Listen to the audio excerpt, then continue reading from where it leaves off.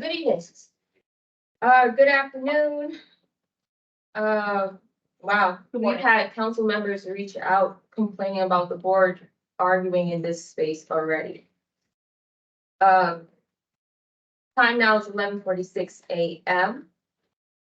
This is a call to order for the training of the Bridgeport Board of Education with the Connecticut Association of Board of Education, Nick Caruso.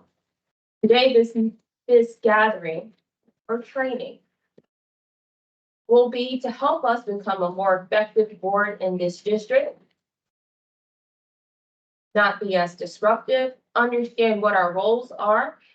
Also for the public, if there's any cameras or additional broadcasting that becomes a nuisance pursuant to Connecticut General Statute 1226A, that person will be asked to be removed from the committee meeting. It's not a committee meeting, it can be asked to be removed. So we'll get started with the training.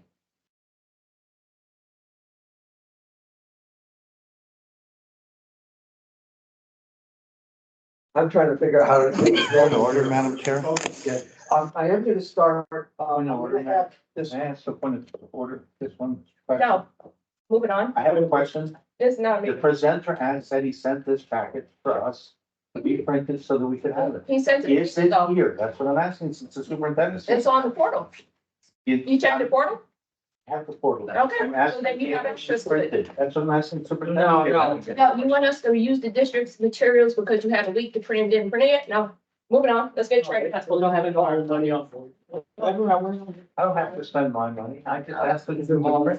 You have access, full access, internet, all the materials you can need are right there. The district provides you an iPad, and we also provide you with the internet. So everything you need is right there. If you need a special kind of learning accommodation, please let me know. Yeah. And we'll be able to We do. move forward, but we need to get trained. I have so advised me. Okay, great. Work here. That's what I'm asking. About superintendent's here. Question. Okay,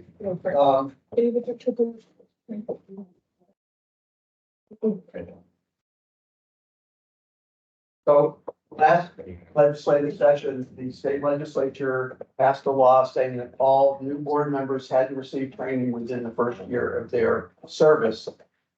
We are negotiating with the State Department of Education to decide what that looks like, but what I am doing for every board that I'm working with, I'm gonna pass this sheet around. And even if the law says new board members, but we're just counting anybody who signs the sheet. Write your name, sign your name, and put your email address, just so we can double check it, make sure we have a correct email address for you, because we notify you of tape events and such through your email. If you sign that and get it back to me, and please make sure I get it back, because I left it in a couple of districts, because I get carried away. But we'll mark our database with your name so that you will get credit for the trainings mandatory. One question about that. Do we give you our district email or the email that we check the most often? Well, you can put what you want. My advice is that if you are provided with a district, Use the District district site. email. No, that's okay. use it for everything. Thank We you. can talk about that if we have time, because it's really important that you do it. But Okay. whatever you want to get because I consider that more of a personal, that's not board business as much as your, learning experience. So that's part one. I was gonna start with introductions, but I'm not sure how we get back to that, but I'm gonna try it. And what I'll ask is, name, how long you've been on the board, why you serve on the board, and what you hope to get out of today. So. Me, of course. Can you see one? Yeah, why not? Hi, my name is Akeisha Casimir, and I've served on the board for 1 year, in January, made a year. Why? Well, that's an interesting question, because every time somebody asks me, why am I doing this? I tell them that I have over 19,000 reasons why. Children in the district. And, and so that's what brings me back to every single meeting. That's what pulls me in. That's what makes me, want to talk to the staff and the kids and, people that we're serving. So That's why, 19,000 reasons why, over 19,000 reasons why. What, I'm sorry, what was the question? Was that? What you hope to get out today? Oh, what I You want want to to get out of today, quite honestly, is just, I know that everybody is not gonna get along. But what I would like to get out of today, besides the wonderful curriculum that you're gonna be going over, is just to have some type of camaraderie among the board so that, things don't last for so long. So you just to decrease the amount of toxicity and, to wrap it up. And so that's the what for me at this point in time. Next. My name is Rob Traver. I've been on the board since April. I do this because I became active in 1993, when my daughter began school in the Bridgeport Public Schools. I was a parent, and I became active in the PAC and the parent school system. In 2001, I became a Bridgeport Public School teacher, and I taught till 2020. And I was active in the teachers union, where I retired. And followed along, and when this opening came up, I applied. I have a granddaughter who will be starting the Bridgeport Public Schools in another 2 years in the same school my daughter attended as kindergarten. So I continue to care about Bridgeport Public Schools and the children in those schools and what happens to them. I'm here today in the hopes that we have some clarification about what our obligations are to each other. I have absolutely no beliefs that we're gonna all are getting along. I hope we'll all begin to agree that there are certain sensibilities that we should use in dealing with each other, certain rules that we should follow of behavior that will make our meetings more productive. Jennifer Perez, been serving since August, so about 5 months now. I've been a lifelong resident of Bridgeport, so went through the system here, school system here. I briefly taught after college for 2 years here and continue to live here, homeowner here. And the reason I'm on the board is because there's a lot of issues that have been happening since I was in kindergarten, pre-K system, and a lot of them have not been solved. There's always policymakers in charge who may not always have the best intentions. And so I wanted to be a part of that change to make sure that there are people creating policy who have the best interests in heart. That's the district. Is that everything? And what you hope to. Oh, I hope to achieve here. Thank you. I really enjoy shape training, so I'm hoping that we get a more clarity on the role. And I'm hoping that we all can have clarity on what we're supposed to be doing, not supposed to be doing, and how we can work together. Good morning, everyone. My name is Dr. Bennett Hollins. This is my second term as a board member. I did the first 4 years in 2019, and I win the election again. It's a passion. It's something that I do for almost as a BBOE president for different school. From the day my son was in first grade, when Westchester was open, until he graduated from Bassett High School. In the last 4 years in Bassett High School, I was a BBOE president. And when my son graduated, of course, I'll be done as a BBOE president. Parents, staff, and everyone told me to depend on what you be going as a board member.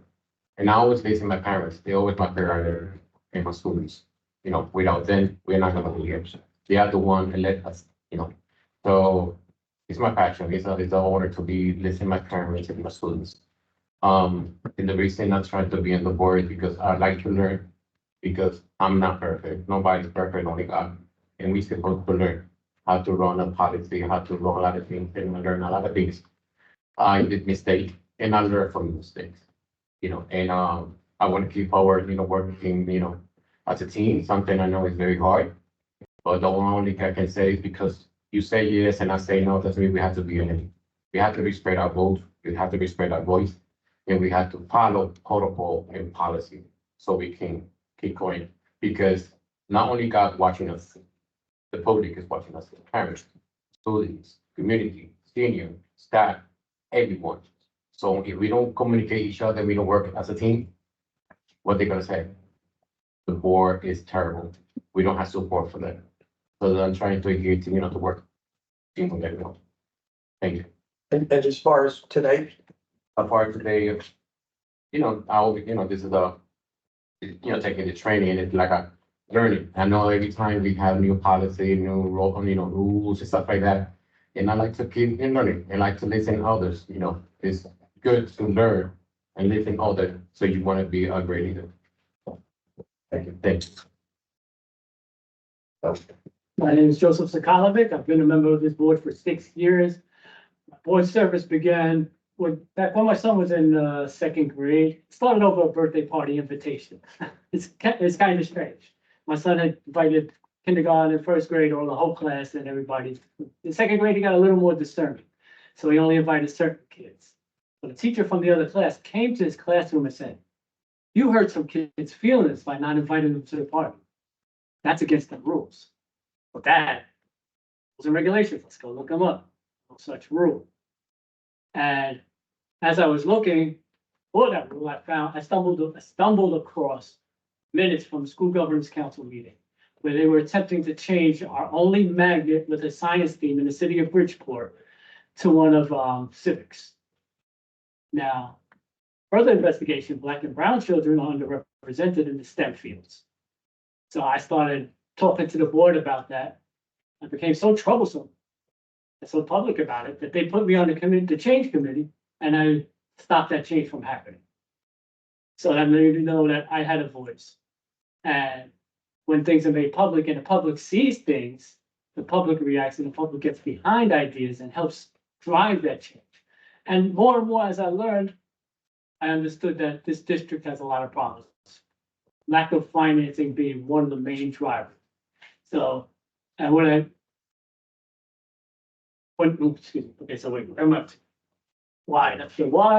And what I hope to get from this meeting is more and more people watching, knowing what the board's role is, people knowing that we should be held accountable for doing what we should and should not do. And the main thing coming up, my main concern right now to understand is that the board must approve the budget, must ask questions, must spend the money and resources we have responsibly. And before we go into spending any money on programs, yes, a lot of the things that are presented us are great programs, but are they affordable programs? Are we gonna have to cut somewhere else? And without that knowledge, without board members even seeing our budget, we can't make any sound financial decisions on any single issue that comes before us.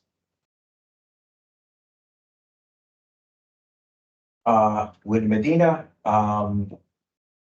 Bridgeport born and raised. I'm a product of Bridgeport Public Schools. 3 daughters raised, all 3 Bridgeport Public Schools.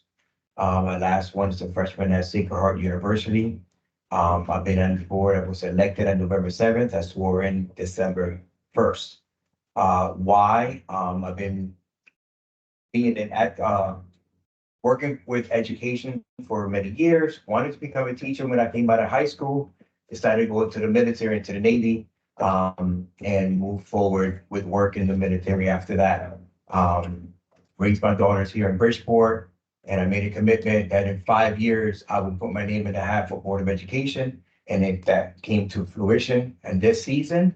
And somebody reminded me of that. So I put my name, and the people elected me last November 7th. This is what keeps me up at night.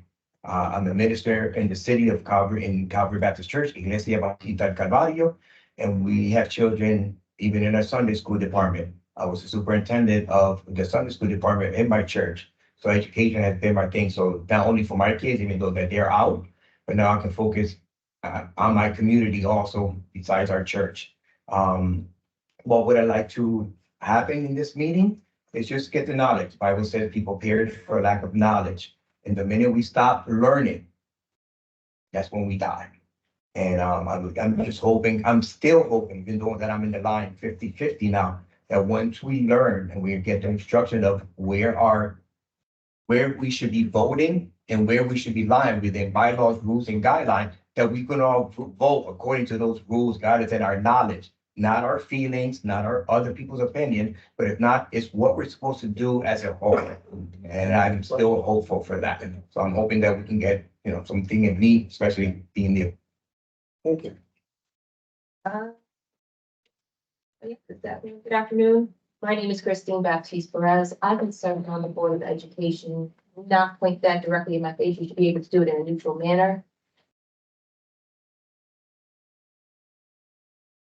I've served on the board for 2 years. Why? Because I believe that all children have the right to have a right to education, a quality education, and especially children of color.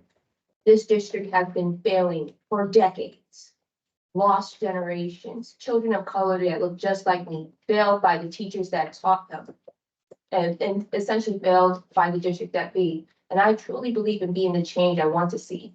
There are wonderful people that live here, that are attorneys, nonprofit starters, educators in this district that reflect the community and should be part of the education system.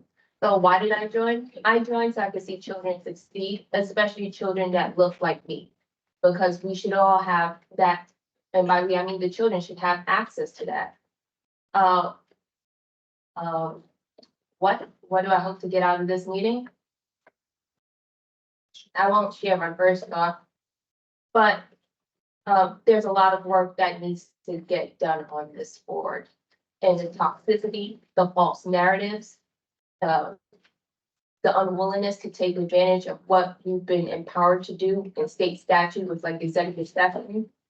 I'm hoping that little by little, people will see that the true and grave errors of their way, because we are only here to serve one constituent, and that's the children of the district, not the parents.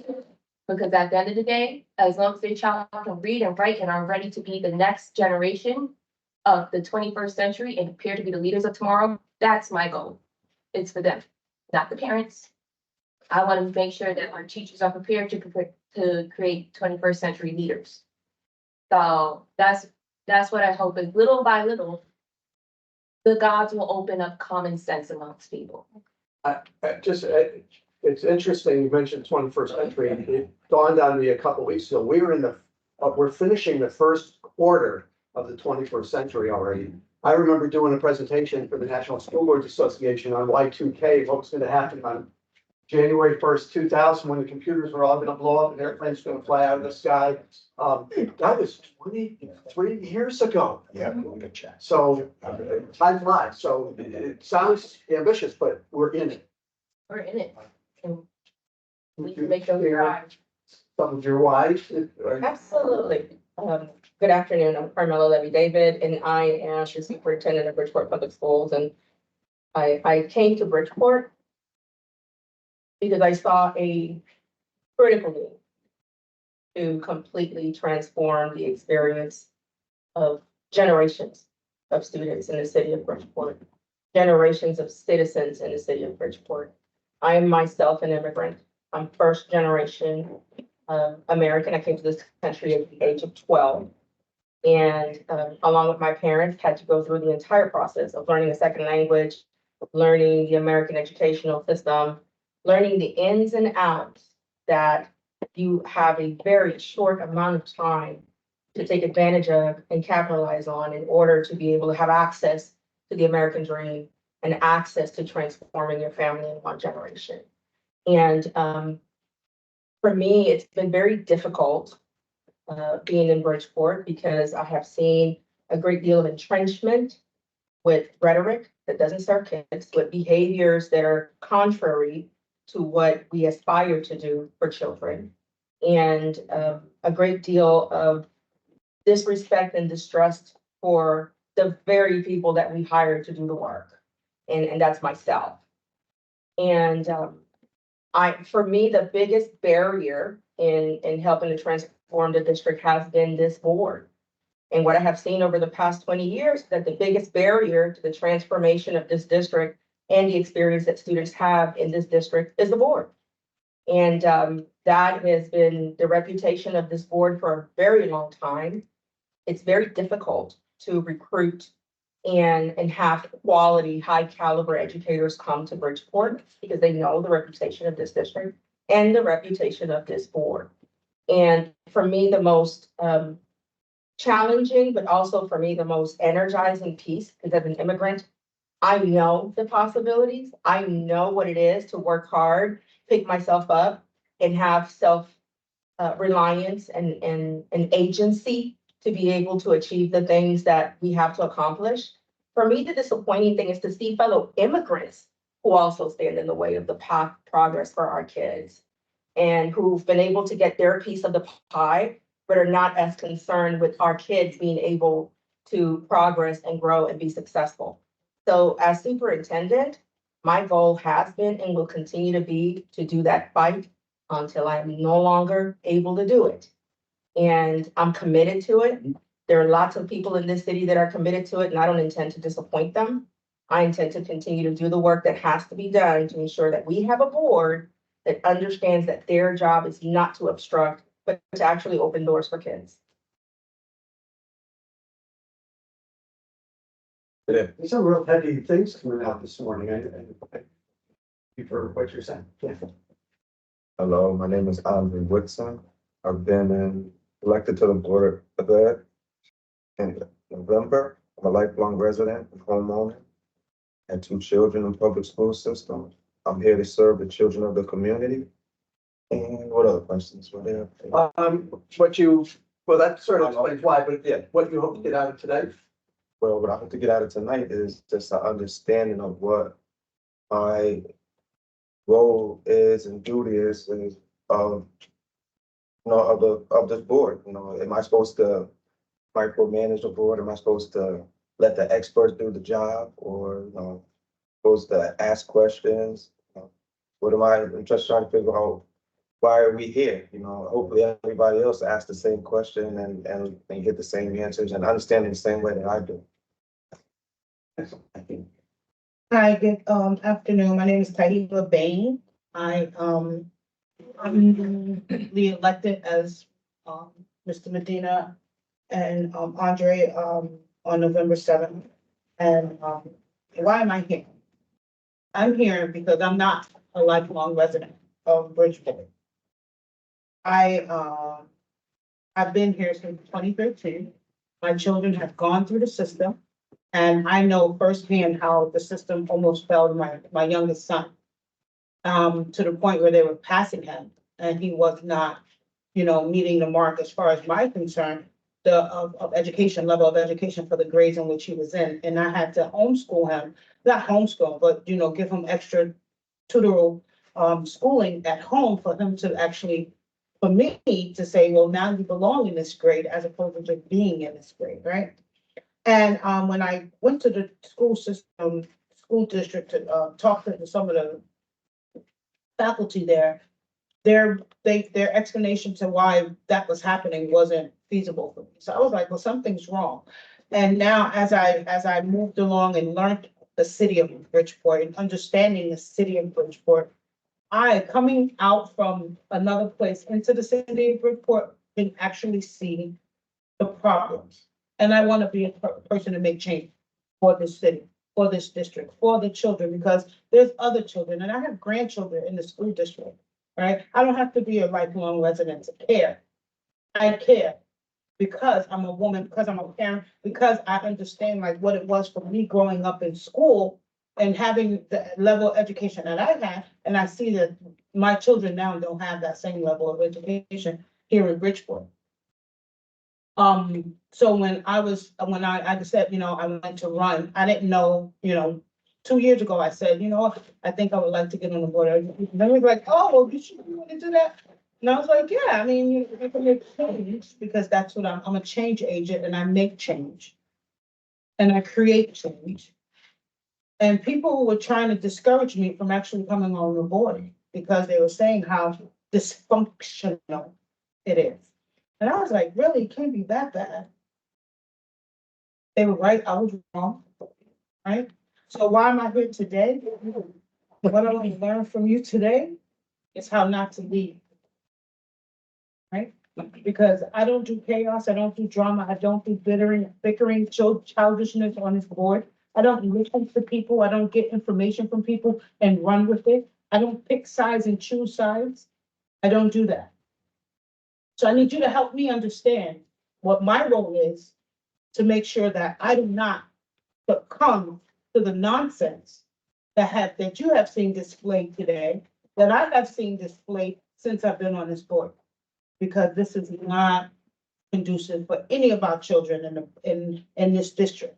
And I want to be able to make the change that I know I can make. I have a voice, I like to use it, but I like to use it in a place, in a space in which is going to create effectiveness, right? It's gonna be effective, it's gonna be efficient, and it's gonna produce benefit for everyone involved. And I think that we as a board need to understand that today. So that's what I'm learning. That's what I want to get out of this today. Thank you. You're welcome. Just looking, I want to make sure you get your sheet back. It's right here. thank The you. only thing I want to make sure of. Thank you. I very much appreciate that. You're welcome. I know you would. One of the things that I would, and it's a choice we can make at sort of the end of the afternoon. This board might benefit from doing it one self-evaluation. Today we're gonna talk about kind of roles and general expectations of the board. But, where, you can collectively come together, and that can be done in executive session for board evaluation, to actually start to talk about how can we function better as a team.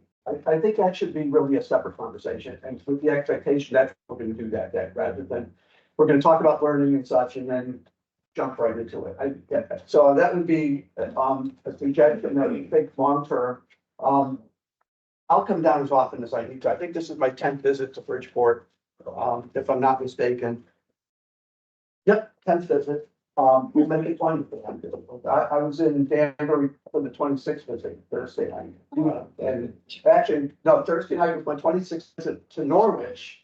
Wednesday was my 26th visit to Danbury. So, I love working with boards over time and trying to help you affect the change that you want. So, that will be available for you. So, and I might as well just share with you just somewhat about me, so you know who's up here in front of the room. In 1983, I was encouraged to run for the Board of Education.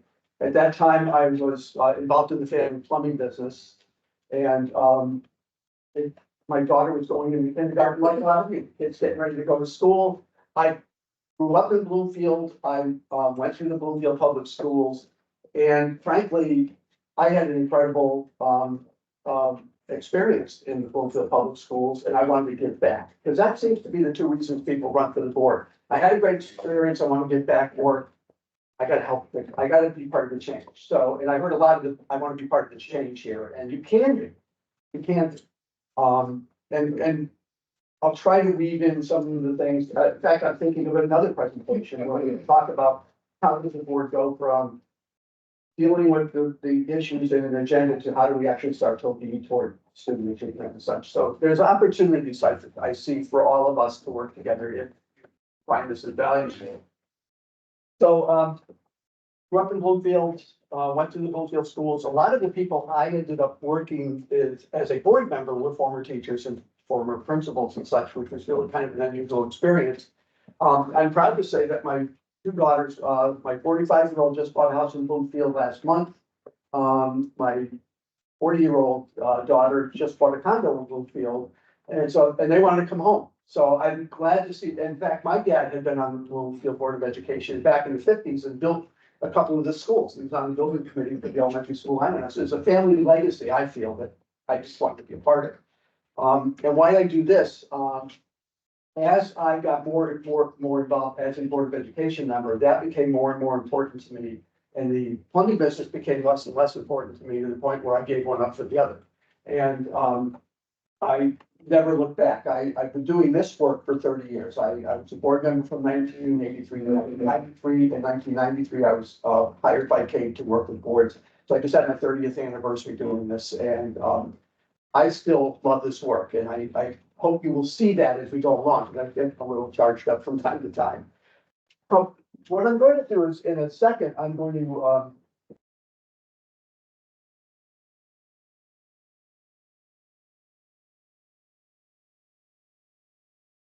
gotta get it focused, right? So I'm gonna start with a couple sort of conceptual things, and then I'm gonna actually start talking about some of these laws and such that, that apply to you and help frame your job to that extent. But I want to start with a simple question, and I ask this every time, so some of you, I think, have heard this question before. It's amazing how many people who have heard it before still don't remember the answer. I bet you're nodding and smiling. So how many school board members does it take to screw in a light bulb? None. Let the board say, let there be light. You're the policymakers, you're the visionary, you set the goals, you set the direction. You say, let there be light. Superintendent's job is to decide will it be incandescent, fluorescent, neon, LED, candle. And then to assign the appropriate person to do that job. That's the chief executive officer's responsibility. So we say, let there be light. Superintendent says, this is how we do it. Now she's going to present her plans. She's going to explain to you what we're doing. She's going to ask you for the resources necessary to do it. If she convinces you that this is the right direction to go in, you vote to provide those resources and we make it happen. And then the third component is that you work together, but the board has to evaluate the quality of life. If we said we were going to implement a new reading program, and I know reading is probably not the one we want to talk about right now, but we all have to talk about reading. But if we implement a reading program, is it going to help children learn? I know some folks already talked about the concern about younger children, and literacy is the bridge between getting from here to there. Literacy reading is such a primal thing. So how do we talk about and direct ourselves so that here's our expectations, here's the plan, let's review how we're doing. And the answer isn't always going to be, we fixed it. The answer might be, we're working on it, we've made progress, we'll show you what the progress is. To continue it, we're going to have to continue doing this, so we may have to change that, but talk about what questions to ask. Those are the kind of questions we have to figure out how to ask and work together to make these things happen. I would point out when I was working with a small district on the other end of the state, one school district.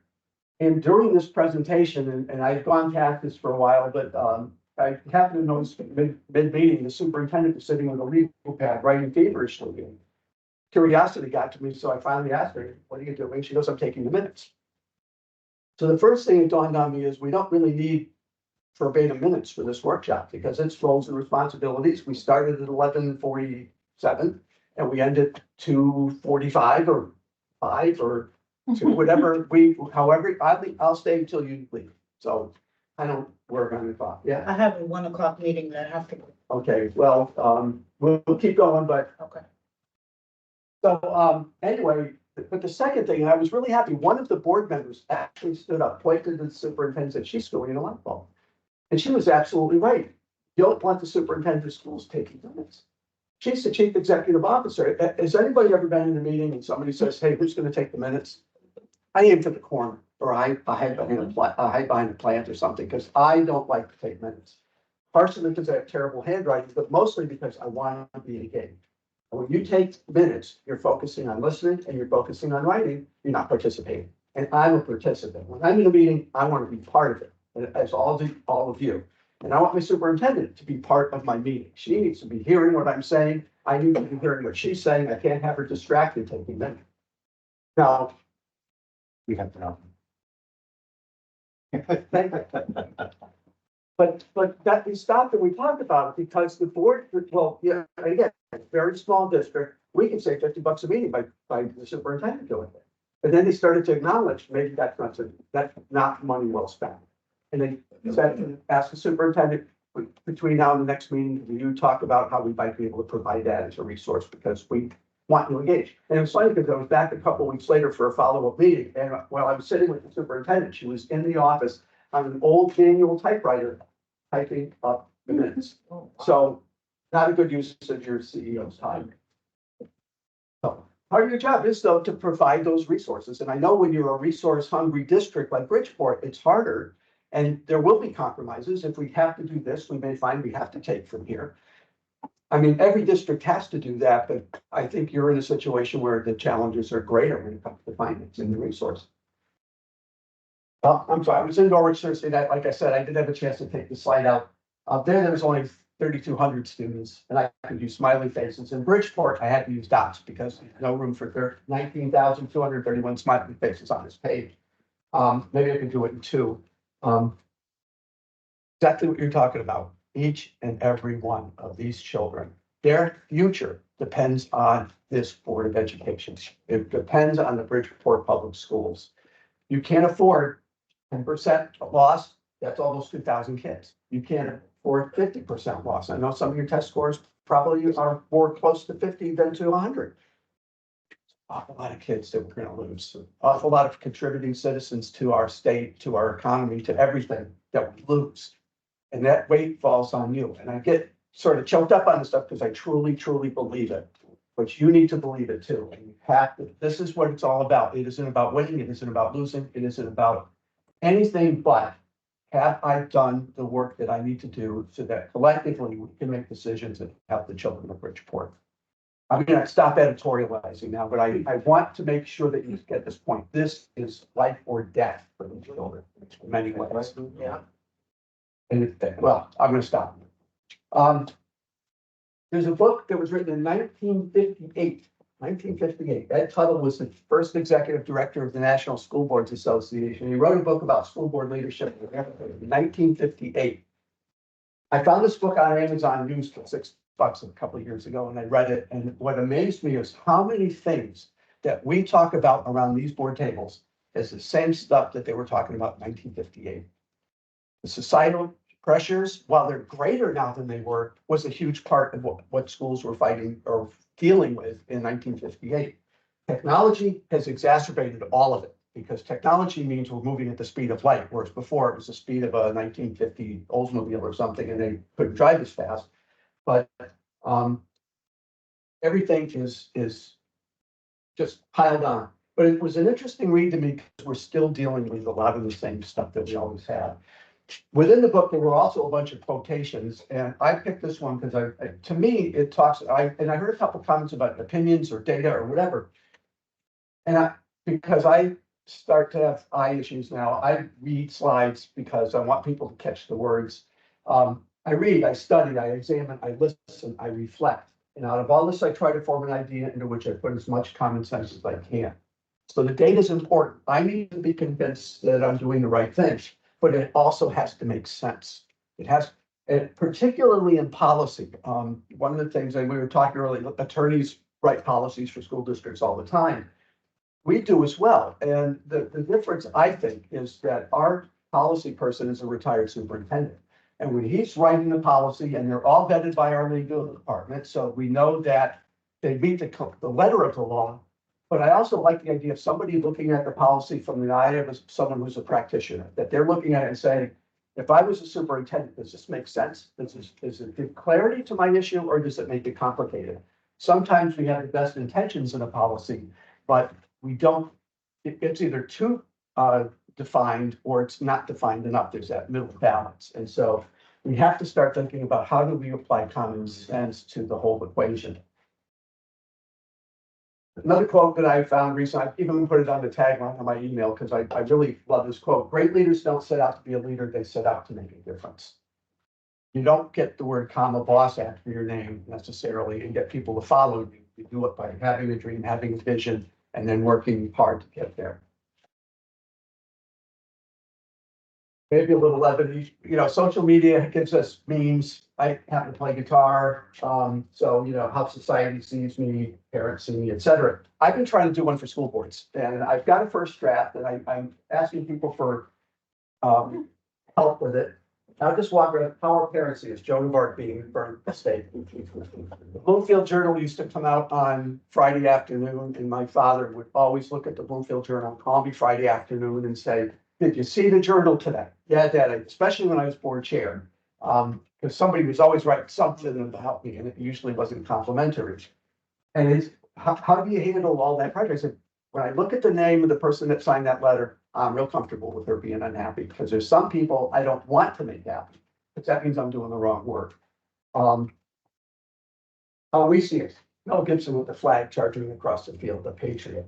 How our staff sees us, drunken sailors. Mhm. How our legislators see us, trick or treaters. Community, the Salem witch trials, friends, Washington crossing the Delaware, students who. A lot of kids don't know about a school board. And that used to be kind of an interesting thing when you could interact with students. I know do you have student reps on your board? Yes, I remember seeing that. It's good for them to know what a school board does, and it's kind of neat. Finally, new concept that I just came up with recently, and I'm not a foodie. I like just awesome. But I'm starting to understand that food is really a science, that certain ingredients meld together if you cook them properly, and well, ravioli meatball, pasta, cheese, sauce, meat. Simple ingredients. Lasagna, pasta, cheese, sauce, and meat. Same stuff. Well, one staple, we have it once a month, it's a good basic dinner. But lasagna, it's just better because we take all the ingredients and we work them together and they cook together and they simmer and they become something greater than the sum of the parts. And I try to get boards to start thinking like that. How do we take the talents that we have? How do we take the skills that we have, the questions that we have, but in a way that we work together and we become more like lasagna than ravioli and meatballs. And just a thought. Actually, and I'm still playing with this a little bit. I was working with the board about 3 weeks ago and somebody kept bringing up the lasagna, so maybe it's gonna resonate. I don't know, but I just leave it to you to think about it. I want to switch. Do I just? That should be it. Let's stay. Yep, we're here. There? Yep, we got it. So when I started working with boards a long time ago, I figured, and I had been a board member for 10 years, I've been board chair for a couple of years. And I thought I'd do a lot, but there's a big book that the state of Connecticut prints every year. It's 450 some odd pages of state laws that school boards are under the control of. It includes things like the state constitution, at least the language about education, all the state legislation that applies to education, freedom of information laws. There's all kinds of laws, and then that doesn't even get into the federal stuff, which is probably like this. But I want to share with you some of the statutes I think are most important as board members that give you authority, explain your authority, explain some of the expectations of you to help you understand better this thing that you offered to and volunteer to be a part of, because it's much greater, I think. I know a lot of you folks are starting to understand. I didn't expect that. I mean, I didn't see that coming. There's an awful lot of expectations, and sometimes things that we expect are part of our job that aren't, and I want to share those with you. Now, I'm going to start with the state constitution. There shall always be free public elementary and secondary schools in the state. The General Assembly shall implement this principle by appropriate legislation. Now, first time I saw this, and by the way, I started reading that book when I got this job so I would be able to help boards understand the stuff. And I learned a bunch of stuff I didn't know. And several times, and I'll share those. I wish I'd known that when I was a board member, because it would have helped me understand better and helped me explain better to my community what my job was. So it's a state constitution. When they formed the national constitution, there was discussion about education. They all understood that education was going to be important for a democracy to exist. There were democratic, but we won't get into nuances, but it's a democracy. They all understood education was important.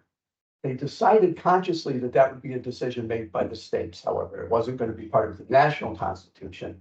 And we all have to understand that what they thought of as everybody getting educated in the 1700s is dramatically different than it is today. Back then, if you were a landowning white person, you might get an education. If you weren't, you didn't. In fact, Jefferson, white male, yeah, you're absolutely right. Usually say all white guys, and that would cover that category pretty well. But Jefferson actually wrote extensively about education. In one of his papers, he wrote that education is to separate the genius from the rubbish. And we're going to take that 10% of the genius and we're going to educate them and they can run everything. And that model worked up till the 1940s or 50s, sort of. Oh, did I hit the wrong one?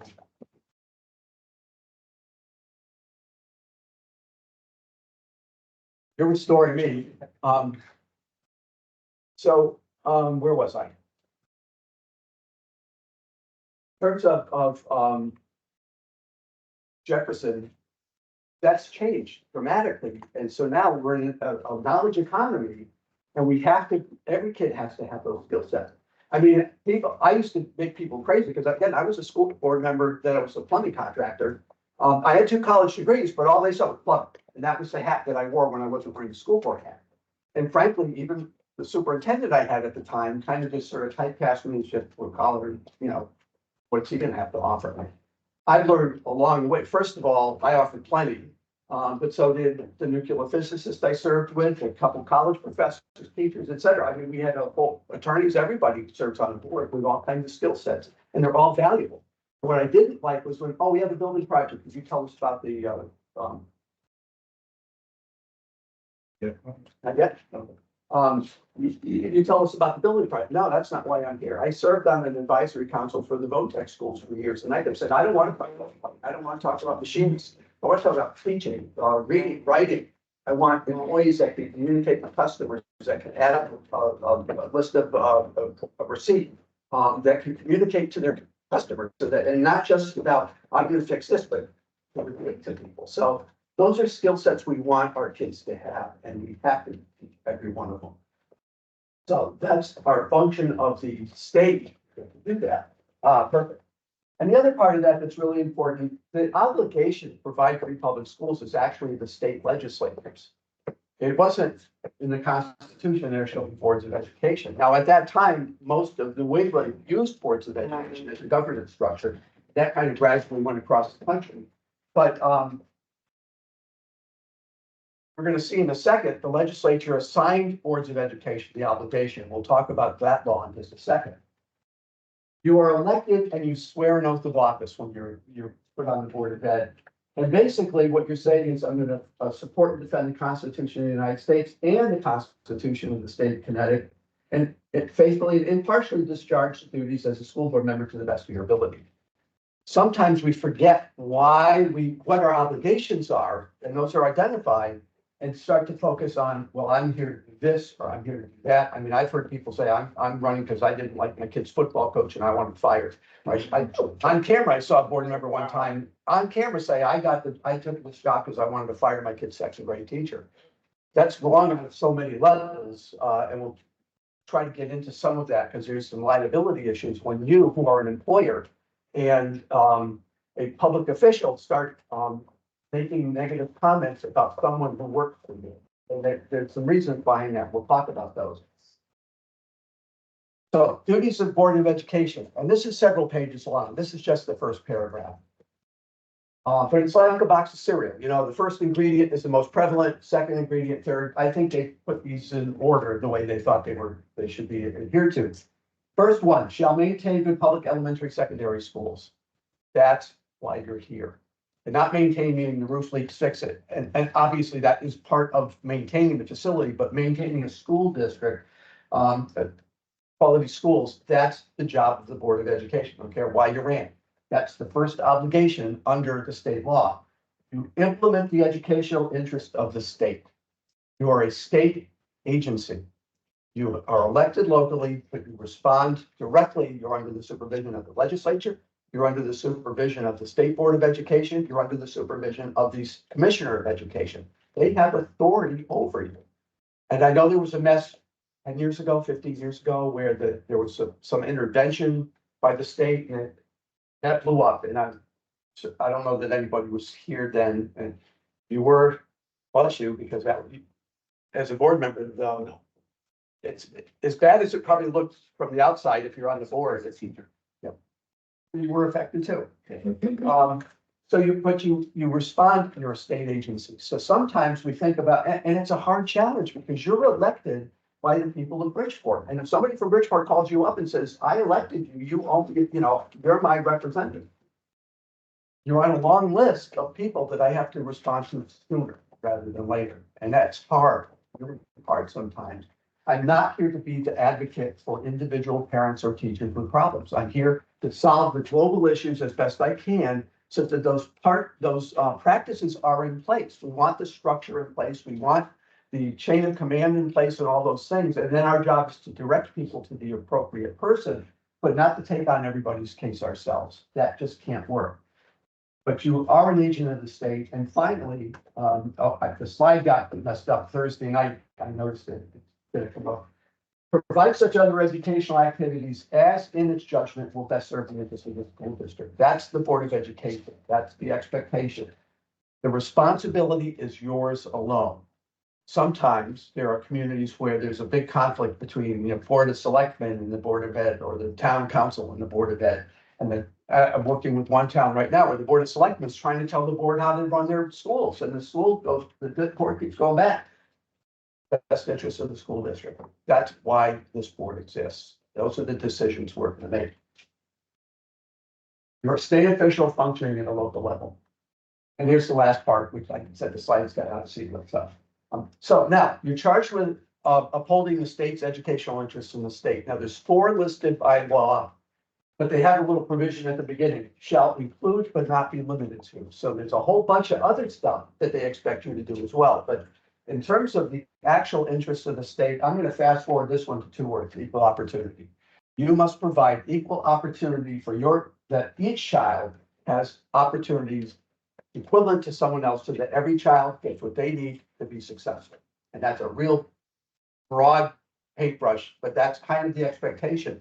And as society changes, the interpretation changes as well. So the State Department of Education periodically will add things sort of to the list that they're looking at to make sure that equal opportunity includes lots of different things. I've seen some of those come along in the last few years in terms of orientation and some of the other things that we see.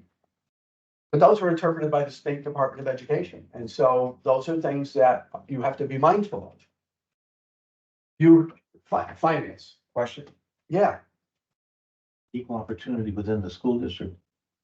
yes. Right. So, and special is probably the easiest one to explain that, we start with the idea that children will have an assessment and figure out what they need, and then we provide them those resources. But outside of the ones that are sort of regulatory, there's still the expectation we will, as we make our decisions, as we write our policies, as we craft our budget, all those things are aligned with the idea that we have to provide opportunities for every kid. Let's talk about finances, and I know this district is crippled because of finances. It may help you to sort of understand to some extent why you, and frankly, the rest of the state, but I think you feel it more than most districts, why this happens.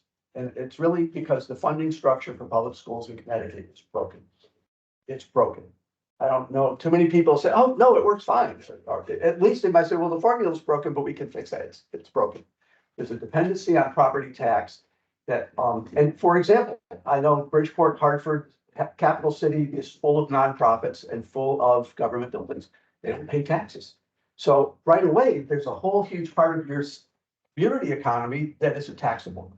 And that means the burden goes farther and farther onto the people who own houses. And we can't afford to do that necessarily all on our own. So 1985, I was a board, you were a teacher back then, but I was a board member, and they came out with the Education Enhancement Act in 1985, because at that time, we were paying teachers horribly in Connecticut, nationally, but in Connecticut. A statistic I remember from back then was that something like half the teachers coming into the teaching force were coming in from the bottom third of graduating classes in colleges, teachers' colleges in particular. The people who were coming into education were doing it because they loved to teach. They were motivated to teach, but we were losing a huge part of the successful students coming out of college because we paid so poorly. So the state legislature said, you know what? We're going to let you reopen negotiations. You can raise teacher salaries, and there were some guidelines and stuff, but basically we're going to pay teachers a whole lot more money, and we'll pay for it. That was the whole sentence. You get more salaries, we'll pay for it. A plus B equals success. Well, we opened negotiations, we paid teachers a whole lot more. And then a couple of years later, all of a sudden, well, we really can't afford to give you all the money.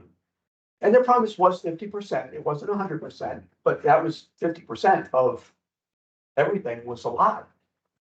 It got up into the 40s at some point. I think it's probably now, well, now there's a lot of federal money they're shoveling through the state, but it's still in the 40s, but it's been in the 30s for years. Who makes up the difference? You do. It's a broken system. Another example, and the second most influential thing on where you spend your money.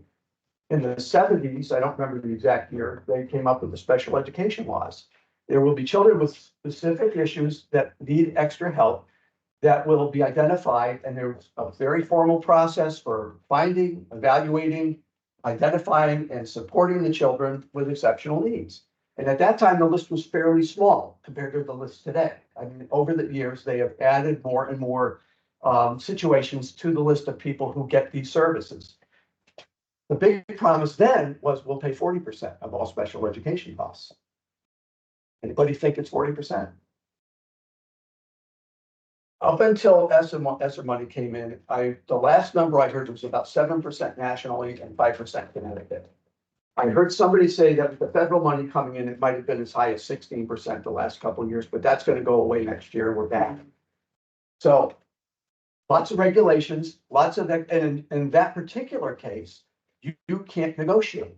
Basically, if the PPT, for the new folks, if you don't, PPT planning and placement team is a team of administrators and specialists and the parents and perhaps a parent advocate, whatever, there's a whole process. They go through this, they identify the child's needs, and they create an IEP, an individual education plan. And that is basically a blog that this is what we're going to provide that child. If the parent is unhappy, they can appeal it. And if they appeal that IEP and they are victorious in their appeal, you pay all their legal costs.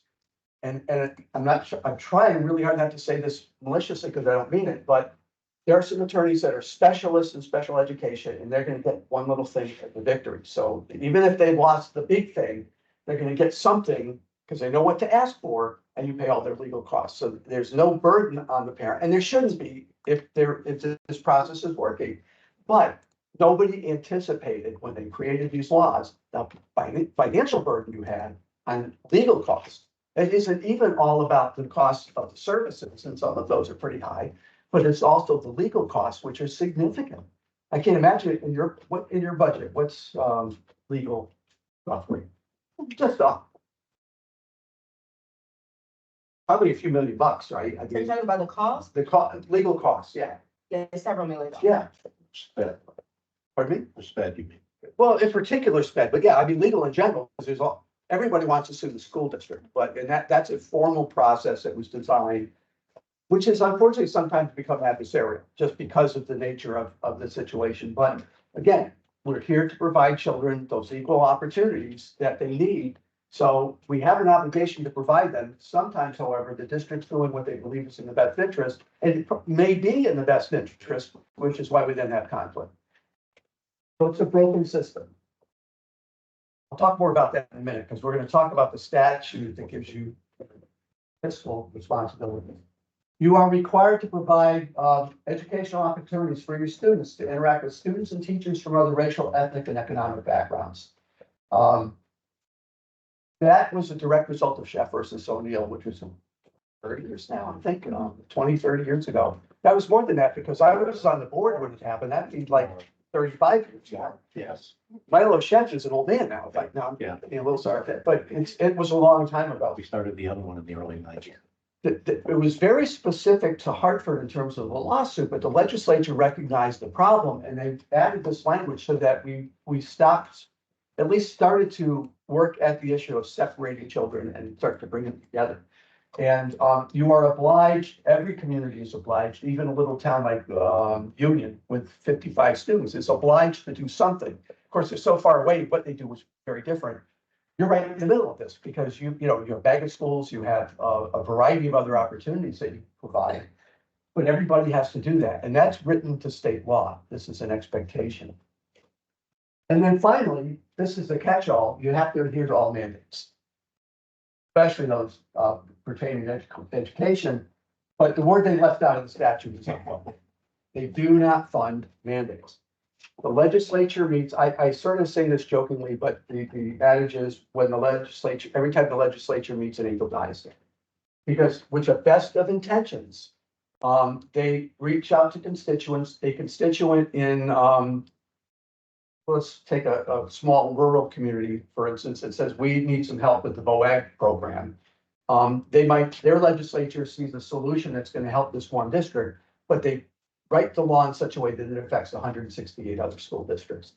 There was one example about, it might have been 10 years ago now, where there were a disproportionate number of students being expelled from high schools in one or two communities. You know, if it was 1 per thousand in some high schools, it was 10 per thousand or more. So the legislature said, well, that's not fair. We need to fix that. So they passed a law that basically said you can't expel kids anymore. With some very identified exceptions, weapons, drugs, you know, but they no, for instance, there was one catch-all that was sometimes very important, violating policy. If something policy was violated seriously, it might lead to an expulsion. Well, a lot of those things now were required to be in school in some sort of thing. Now, I was working with New Britain at the time, and they had not budgeted for this because this happened in mid-year. $1.2 million that they had to come up with staff to staff all the in-school suspensions in all their high schools that they had not anticipated. So somebody with the best of intentions passed a law, bam, it hurt. So the reason it's important, again, as board members to understand these things, when you're out there in your community, it's budget time, and you're already stretched to the max here. You have to go to your community and say, this is what we need. And for a lot of reasons, other people are saying, we can't afford that, but this is what we need. If you're not advocates for that budget, who will be? You have to be the ones that say, I understand someone else has to take this and figure out how to make it work as best as possible for our community. But if I'm not advocating for my kids, nobody will be. You have to do that. It's your job to figure it out, what we need. And then when the time comes, work within the means that you're given. But if you're not out there pushing and fighting for it, and importantly, the system's broken, not you. It's not a spending problem, it's a resource problem. And I see too many board, and we did it too. You stand up there in front of, in our case, it was the town council, hat in hand, saying, we're really sorry it's so much, but you know, what are we supposed to do? I'd stand up there proudly now. We've done the best we can. The system's broken. That's not our fault. Here's what it is. So at least to approach it from a sense of, I'm not going to apologize for coming in if it's a 5% budget versus, oh, damn, it's 27%, I think.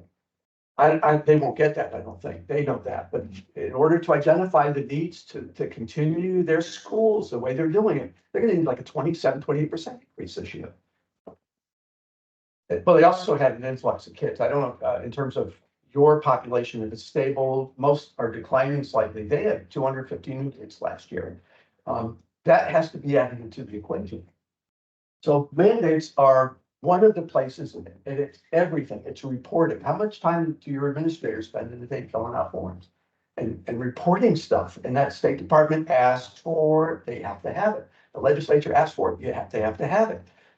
Programs, they will mandate from time to time new curriculum.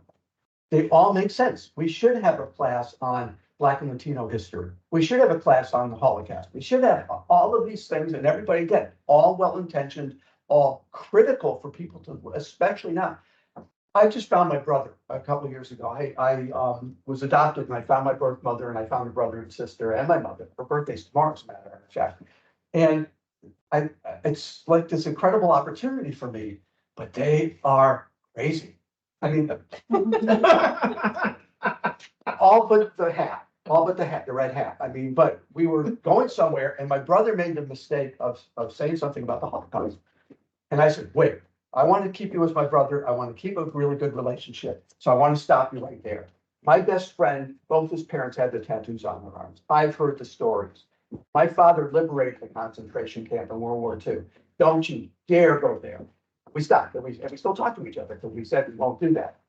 But so the mandates are critical. I think it's important that people learn this stuff. But when all they do is say, we know you only have 180 days. You only have about 6 hours during the day, but we're going to squeeze an extra 5 hours of this and squeeze another 5 hours of that, squeeze another 10 hours of this. And by the way, your professional development, which is how you improve learning, is through professional development. That is the key to all your successes as you go forward. If you give your teachers quality instruction and support, they will be better and your kids will learn more. It's deep.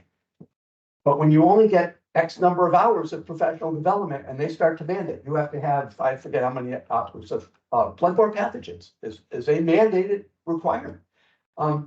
We take it out of teaching and learning, and we cram all this other stuff into the same amount of time. They've given you hundreds of mandates over the years. They've never allowed you one additional minute, not one additional day.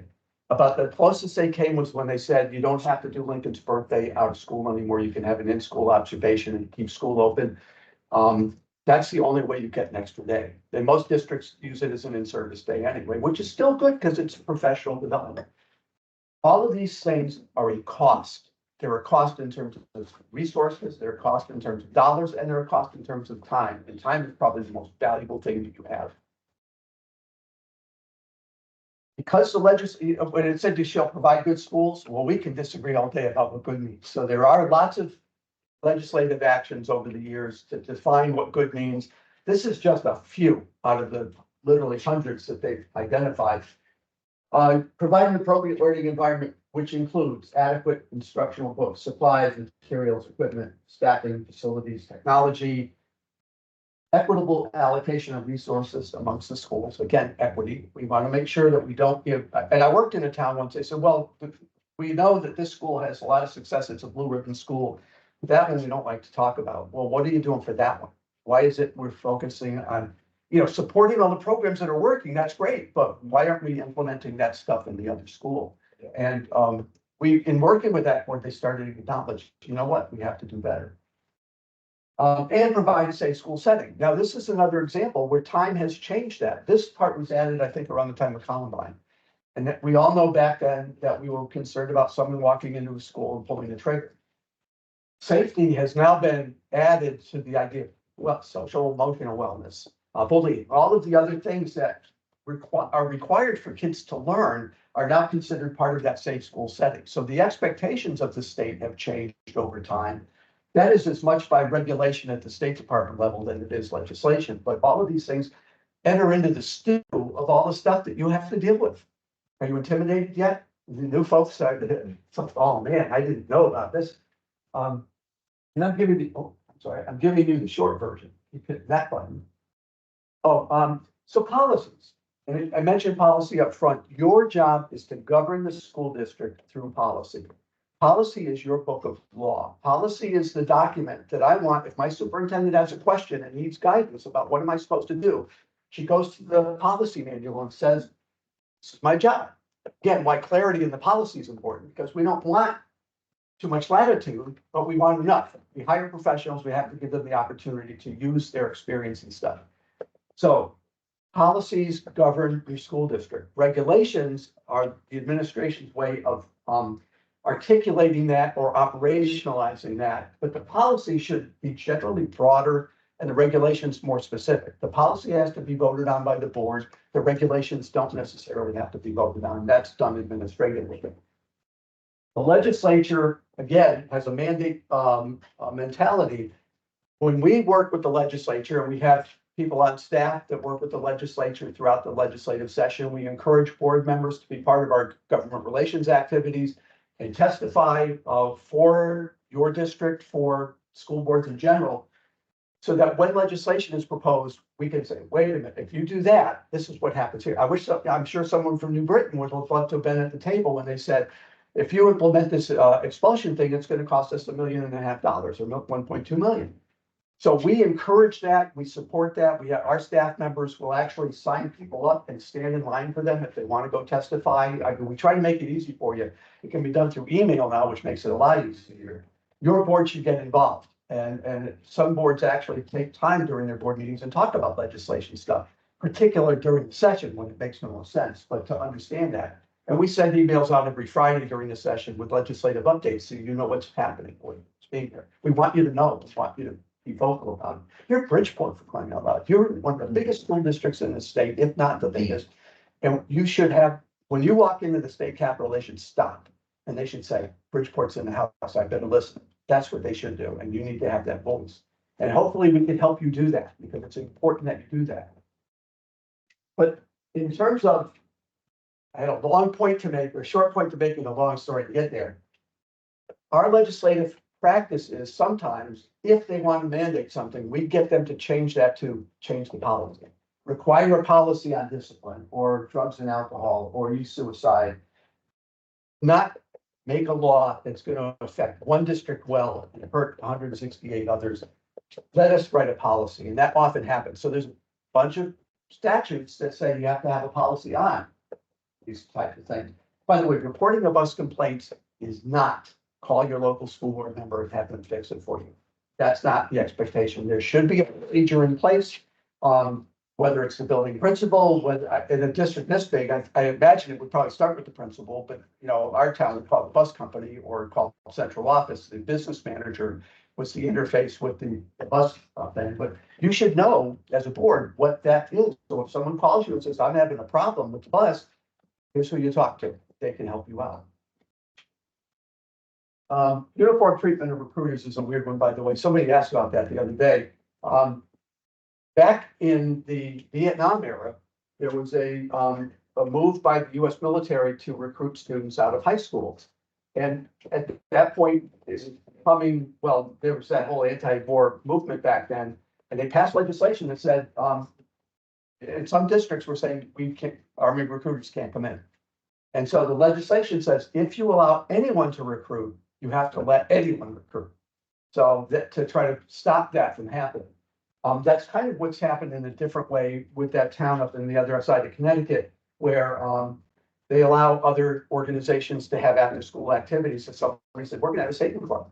Mhm. And as much as it offended a lot of people, it's like if the law says if you allow anybody, you have to allow everybody. And so the law required them to allow the space. We don't get to make those choices. It's state law. You hire a superintendent of schools. The important language is really chief executive officer, executive authority, responsibility for supervision. You set the goals, you set the vision, you set the policy. It's implemented by the superintendent and her staff. She is your agent in terms of operating the schools. If you have clearly articulated goals or a strategic plan or portrait of a graduate, whatever you're using as your vision of what the district goes, it's her job to make that happen. Now, here's a point, and this would sort of get into some of the later sessions we might talk about. So how do we make that happen? Just having goals isn't enough, because if 9 board members have a different interpretation of what that goal is, superintendent's going to go crazy trying to solve that problem. Because I'm going to make one person happy with my solution and 8 other people are going to say they didn't do the job right. So we need to have clarity about what our expectations are. We have to have 9 people supporting the goals.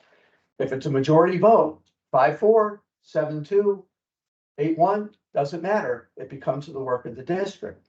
How do we then get behind the work of the district? And so it becomes really important to have that communication. In terms of evaluation, because that's really your main job, hire a superintendent and evaluate the superintendent annually. Yes. I think, and my question relates to timelines, especially when you have a new superintendent that's hired. And the time that it takes that person to come in, assess, develop systems if they're non-existent, repair things that are broken. My personal experience has been that I've walked into a district that is about 40 years behind similar districts, Did you say 4? about 40. I thought that's what I heard, but I wanted to clarify that. Okay, thank you. And the lack of systems, broken systems, not having staff with the right level of experience for the task that they're being asked to produce, just a lot. And all of that during my 100 days of listening, learning, and observing, trying to also plug the holes in the boat that the water is seeping through. And I don't think that the board has a realistic understanding of what that is and what that looks like. And I'm being asked to maintain timelines that are not realistic considering what I've walked into. So communicating that has been very difficult for me because there's an expectation that I'm going to do what prior superintendents have done on the same timeline that these prior superintendents have done it. Now, I don't know how they did it. I can tell you that a lot of what they even reported wasn't even accurate. So I'm trying to ensure that the things that I'm doing are impeccable. And that means that those timelines are not gonna be the same. But at the same time, I'm getting beaten up in social media and I'm getting beaten up in public by this board for not meeting fantasy timelines that I can't meet. Because the systems are broken and I'm having to rebuild them. So how do I manage that? The first word that comes to mind is communication. And I'm not sure, and again, how much you report on, here's where we are, status reports, I think is probably really important to, I meet weekly with my board chair. And express in luxury of detail exactly where we are. so I guess, There's certain items that I've expressed, I've even stated board members to go into session because I need them to be bound by the consequences of breaching executive session.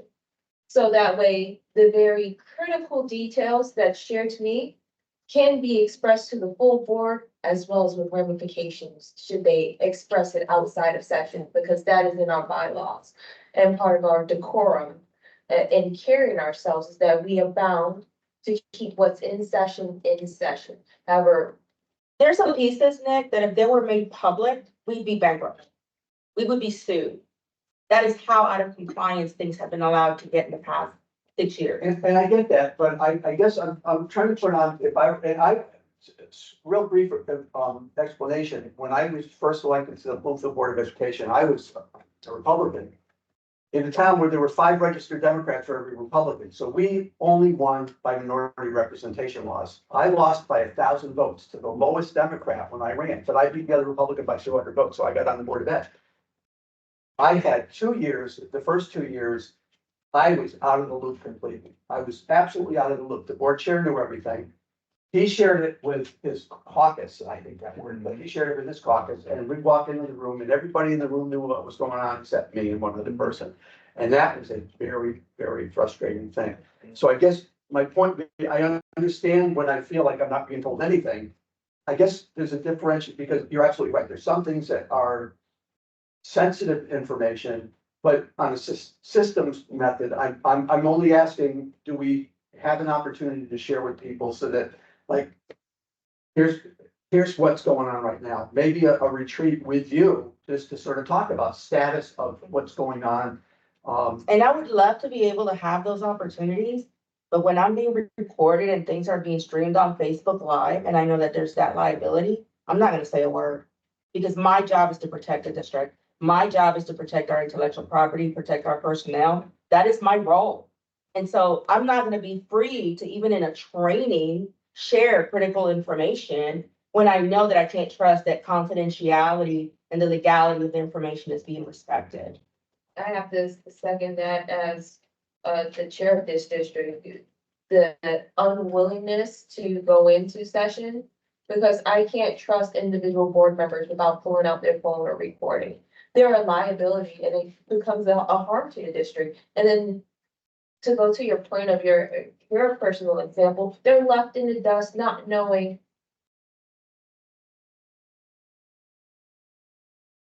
we're not truly aloof and clueless, especially to some of the points you hit earlier about equity for our students just within this district. But yeah, no, it's just really comes down to trust and communication. And there is no trust, and given that Bridgeport's in the middle of possibly a second general election, I don't want our children being used as bait for someone's platform. Our children has been through enough, and I really just want to work with a board that's aimed at their best interest and not someone else's political agenda. So because of logistics, I had to put my presentation on here. I have another slide that if it was my laptop, I'd bring it up. But I'll try to explain it. I'm wondering this might be something that helps down the road. I was actually working with the district a long time ago now, where one of the board members in particular was having a problem with the other 80. And we were meeting together to try to resolve some of those differences. That was why I was there, to help facilitate a conversation. And the board member goes, I don't have to trust these people. I just have to work with them. But that time I stopped. Usually I would kind of let that go because I don't want to start something, but I was there to try to help. I said, wait, let's, hold on a second, help me understand, because how can you not trust someone and still work with them? A team can't do that. You have, like, even driving, driving here on the streets, there's a yellow line. I have to trust that somebody's gonna honor that on the other side, or we're gonna have head-on collision. Trust is an important part of everything we do. So, but you got me thinking about trust, and I don't know that we resolved that issue that night. But we did get the board to agree that they had to figure out some new ground rules to try to work a little better together. But it got me thinking about the word trust, and so I started reading books on trust everywhere. I want to write the book that solved that problem so I can make a lot of money. Back then it was go on Oprah and be the book club and all this stuff, but that never happened. But I did learn enough about the process of trust, and one of these books, it was a really terrible book, but it had one nugget that was really interesting. He said that trust is sort of transactional. And out of that, I came up with what I call a trust equation. There's actually, somebody else coined the term, and there's another trust equation with a lot of stuff on it, but this is just 3 words, or 4 words. Vision plus plan plus results equals trust. So if we have a clear vision, if we have articulated our goals well, and we buy into them, because that's the other part. It isn't just crafting a nice document that sits on the wall, they have to be ours. If we have clearly defined goals that we all agree on, if we have a plan directly linked to the success of those goals, and that's the superintendent's job. She's got to come up with, in order to achieve these goals, this is what we need to do. And if we have results, we need trust. Now, if trust is missing, we go back to the equation. Do we have a clear vision that we all agreed on? Only you can answer that. If we do, then let's talk about the action plan. If we don't, we're not going to get past having a clear vision. So we have to go back to that. Then we talk about the plan. Does the plan operationalize the vision? Well, if we have no vision, how do we do that? And then finally, if we don't have results, but we have the vision and we have the plan, then we should have confidence that we're working toward it. We should still have trust, but it's how do we take these 3 components and how do we operationalize them within our structure? So we can do that and maybe create a process of operating together that allows at least those 3 components to be separated and worked on separately. And trust is a moving target, but if we are working from the premise that, again, we know what we want to do, we are comfortable that what we are doing is working toward that, and we will see the results if we don't already have. And even then, since we implemented the plan, here's the results that have changed, should be enough to make us feel more trustworthy. Yeah, how do we do that when we as a district, we're going into February, we don't even have goals and objectives for the year and still haven't had a budget presentation, so we don't know what any of the numbers are, what any of the goals are. We are basically operating in the dark. I mean, your budget documents and goals and objectives for the district are not top secret things that need to be done. So as a board collectively, you would have to start with, let's figure out a time that this board should get together and start by working on it. If you may not get it for this cycle, but it's a long-term process. It isn't something that we fix today, or we should have fixed today, but it's got to be in the hopper kind of. We have to be thinking ahead to what's a logical time to do goals. Goals at budget time is not the right time. Goals in August is probably close, or July is the best time to be doing that. Because it gives the administration time to say, first of all, you have to build plans, which then have budgetary impacts, which then influence the budget. But we can't work one out of sequence with the other, but it starts with goals, when everything is done. And I've done them around the calendar. So it's just a matter of getting started and then working through that process on an annual basis, but doing it regularly. Maybe not rewriting goals every 3. It depends on the type of goal. And that's the other thing. Somebody calls up and says, we want to do goal setting. I have a half-hour conversation. Like, what do you mean by that? Because it could be a strategic plan and you may have one, but does that mean, are there some sub goals under that we do on an annual basis? Board goals, district goals. The board may want to establish goals given what we see. What do we have to do as a board? Do we need a better process for this? Do we need a communications plan? Do we need to review our bylaws, whatever it might be? So we could get into a whole discussion on goals as well. But I think it's in terms of, if we don't structure our setup so that we allow for these things, we won't have them. So and it also takes sort of the onus on individual personalities, but let's establish a process where the goals are the goals are the goals.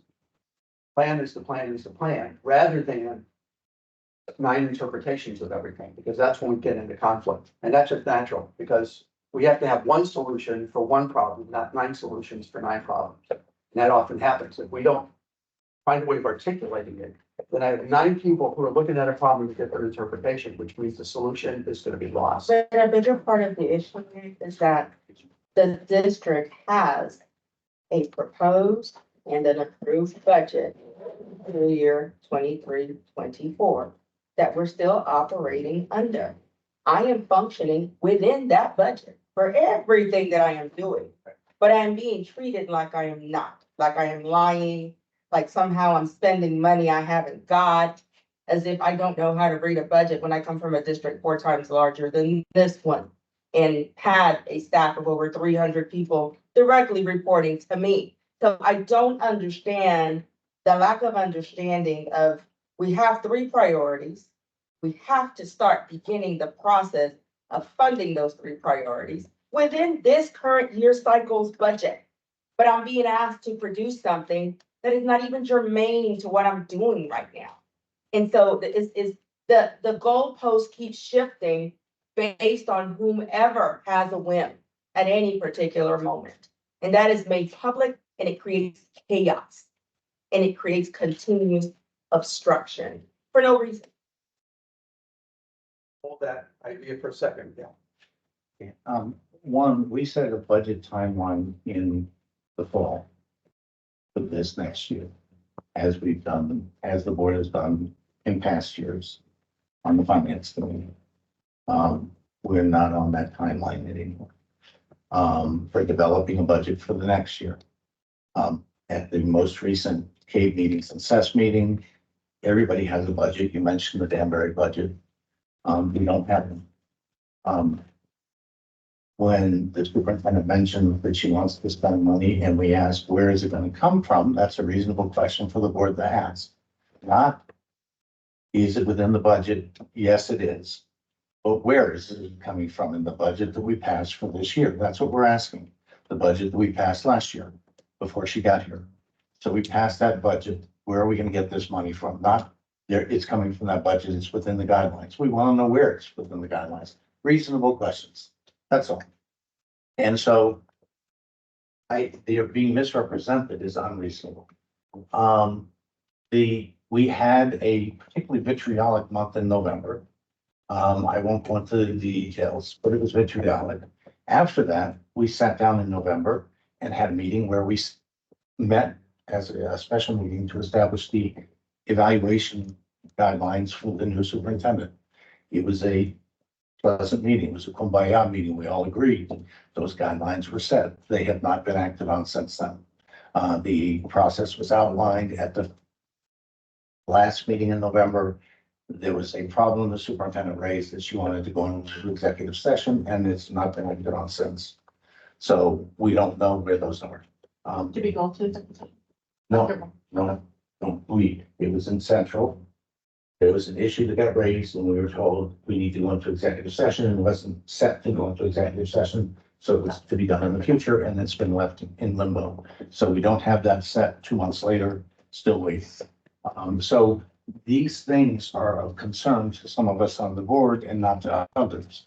So when you hear that the board is a problem, you should know there's only 3 members of this board that have been here for more than a year. The rest of us are relatively new. Like, Keisha just said she just celebrated her 1-year anniversary. The rest of us have all come on sooner than that. So it's not this board that's the historic problem in Bridgeport, and that's being described as the problem in Bridgeport. And so as we ask questions and do what we think is our job to ask questions, we should not be criticized for asking those questions, because that's our job. I guess what I'm a little uncomfortable allowing this conversation to take place in this format. Because here we're, it's getting into questions, and I'm using the word loosely, evaluation, performance, et cetera, and that's probably not, this is not the appropriate venue for that. It might be that we could, and talk about trust, you'd have to trust me to be able to facilitate a conversation like that, but I'd be more than willing. I would be more than willing, nobody wants to watch it through that kind of storm, but would I be willing to help if I was asked? Yes. So, and that may be something to think about down the road, because how we communicate with each other is the success or death of the school district. I was working, with the district where they were looking at a special master, and one of the things that really stood out in my mind was that one board member at every board meeting, and I was at many meetings with them, but the three I was actually there as an official observer, to the State Department, they asked me to be one of the three people evaluating the board before they appointed the special master. One board member said at least once every meeting, typically often, I don't trust anything I hear from the superintendent, publicly on television. That undermines the credibility of everything. It's not to say that you may not feel that way. It's not to say that maybe there was grounds in this particular case. I don't know. But that public display undermines everyone. Whether he was right or wrong, nobody cared at that point. And that's, I guess, what I would like to explore more in a more suitable environment if it's possible, because that's a whole understanding the role is one thing, but then figuring out how do we all play in the sandbox together is a whole other. And there's an implication, Nick, that that's been said. Just questions are being asked.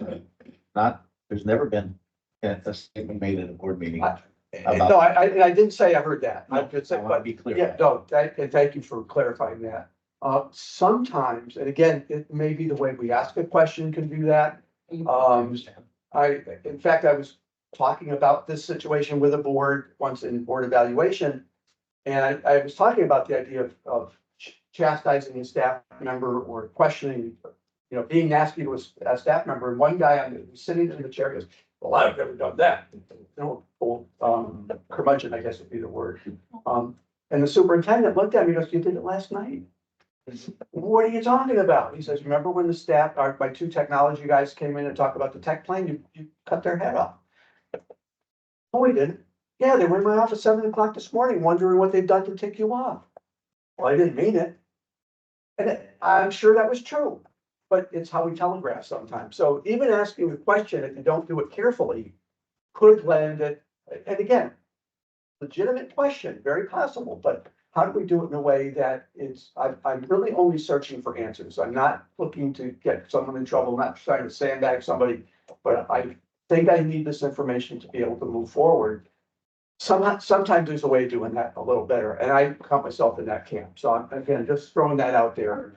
Because sometimes we ask a question and it's in such a way it's accusatory rather than just asking a question. And that's, I'm going to immediately be defensive. That doesn't help anybody. I think I mentioned, but in case I did, the criteria must be mutually determined and agreed upon. So we all agree what the superintendent evaluation is going to look like. I've had some boards say, well, we're going to just change it and see what happens. You can't. It has to be mutually determined and agreed upon. Superintendent, make sure that everybody else gets evaluated. You don't see teacher evaluations. You don't get to.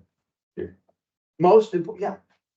So board members, if I have like a niece or a nephew in the school district that's a teacher, as a board member, I can't go into the office and demand to see their personnel files. If any member, the statute gives you authority as a board. So the legal entity known as Bridgeport Board of Education has authority to make decisions in public session through votes. That's where your authority ends. As an individual, if another parent couldn't walk in and see a teacher record, you can't either. No, figures make sense. I know that. But it's important to remember that. People need to hear that. My mother-in-law, took it on herself that she was going to defend her granddaughter, my wife's daughter. And she felt the school wasn't treating the kid right. So she was gone, and she was a force of nature. She'd walk into the school and they were sharing her records with her, and they were sharing her teacher records. And I had to write a letter, and our staff attorney helped me write it, but I said, under FERPA, you can't share those records with anybody. So they stopped, but a lot of the damage was already done. You don't have, and here's the main reason why. And I'll give you an easy example of what can go wrong. We had a grievance hearing one night. The grievance was ridiculous. The teacher didn't like her evaluation. In our contract, that was not grievable. There was no subject of collective bargaining on evaluation in terms of an appeal process if you weren't happy with it. So it should have been a 5-minute meeting. We didn't even ask our attorney to come in from Ship and Good. It's you stay home, that's back to $350 an hour. She would have spent more time driving to and from the meeting than it would have in the meeting. So we had an assistant town attorney sitting at the table to make sure we met the letter of the law. Here's what happened. The attorney representing the teacher got up and instead of saying, my client didn't like her evaluation, she wants it changed, he goes, Mr. Smith, voice to one of the board members, is it true that you were in the supermarket on April 15th? I remember that. And you said this was your child's worst teacher ever. How'd you hear that? Doesn't matter how I heard it, is it true? Well, yeah, but how did you hear that? Recess the meeting, call our attorney. Oh, yeah, I'm available. Take me about 40 minutes to get in. On the clock, probably time and a half. Drives in, 5-hour hearing for what should have been a 5-minute meeting. I don't like my evaluation. Sorry, it's not subject to collective bargaining. Have a good night. That's what should have happened. Instead, we had to make sure that every I was dotted and every T was crossed, because if we had not done that, she could argue unfair treatment. And imagine, and the grievance is an easy one. What if it's termination hearing? And you have knowledge, and they can show that you had prior knowledge about this particular teacher, staff members, treatment, student knowledge. You're not allowed to know individual student issues, even expulsions and things like that. The records are redacted, the names aren't part of that public record, might somewhere in the annals and the main records, but not publicly. So if anytime they can show that someone had prior knowledge, the expectation is if we go into a formal hearing process, we are going to render a decision based only on evidence presented in that hearing. If we can't do that, you should recuse yourself, not participate, and also means that you're not, and again, only the same authority that any other member of the public would have. I remember one superintendent, and this was Greenwich, they should have known better, Greenwich, right? Teacher had it out for one of her kids' teachers that she'd go into that classroom regularly, start chastising the teacher in front of her class. And because it was a board member, I was afraid to do anything about it. But finally, the principal, I guess, went to the superintendent, said, this is becoming unmanageable. And the superintendent asked the board member to come in the office, and he goes, I need to explain to you your obligations. You can't do that. She goes, well, I'm a board member. I said, if you do it again, you'll be treated just like any other parent that would, or a member of the public that would do that. You'll be arrested for trespassing. And that was a tough call for the superintendent to make, because you don't want to get one of your board members picked off, but he had a legal obligation, right? You don't see teacher records, you don't see that, because if there were a disciplinary matter, let's say you didn't terminate a teacher, you can't walk in and say, well, I've got prior knowledge of this and I know that, or maybe they treated my kid shabbily or whatever. There was one famous one a few years ago, a board chair was unhappy because his daughter is not playing soccer.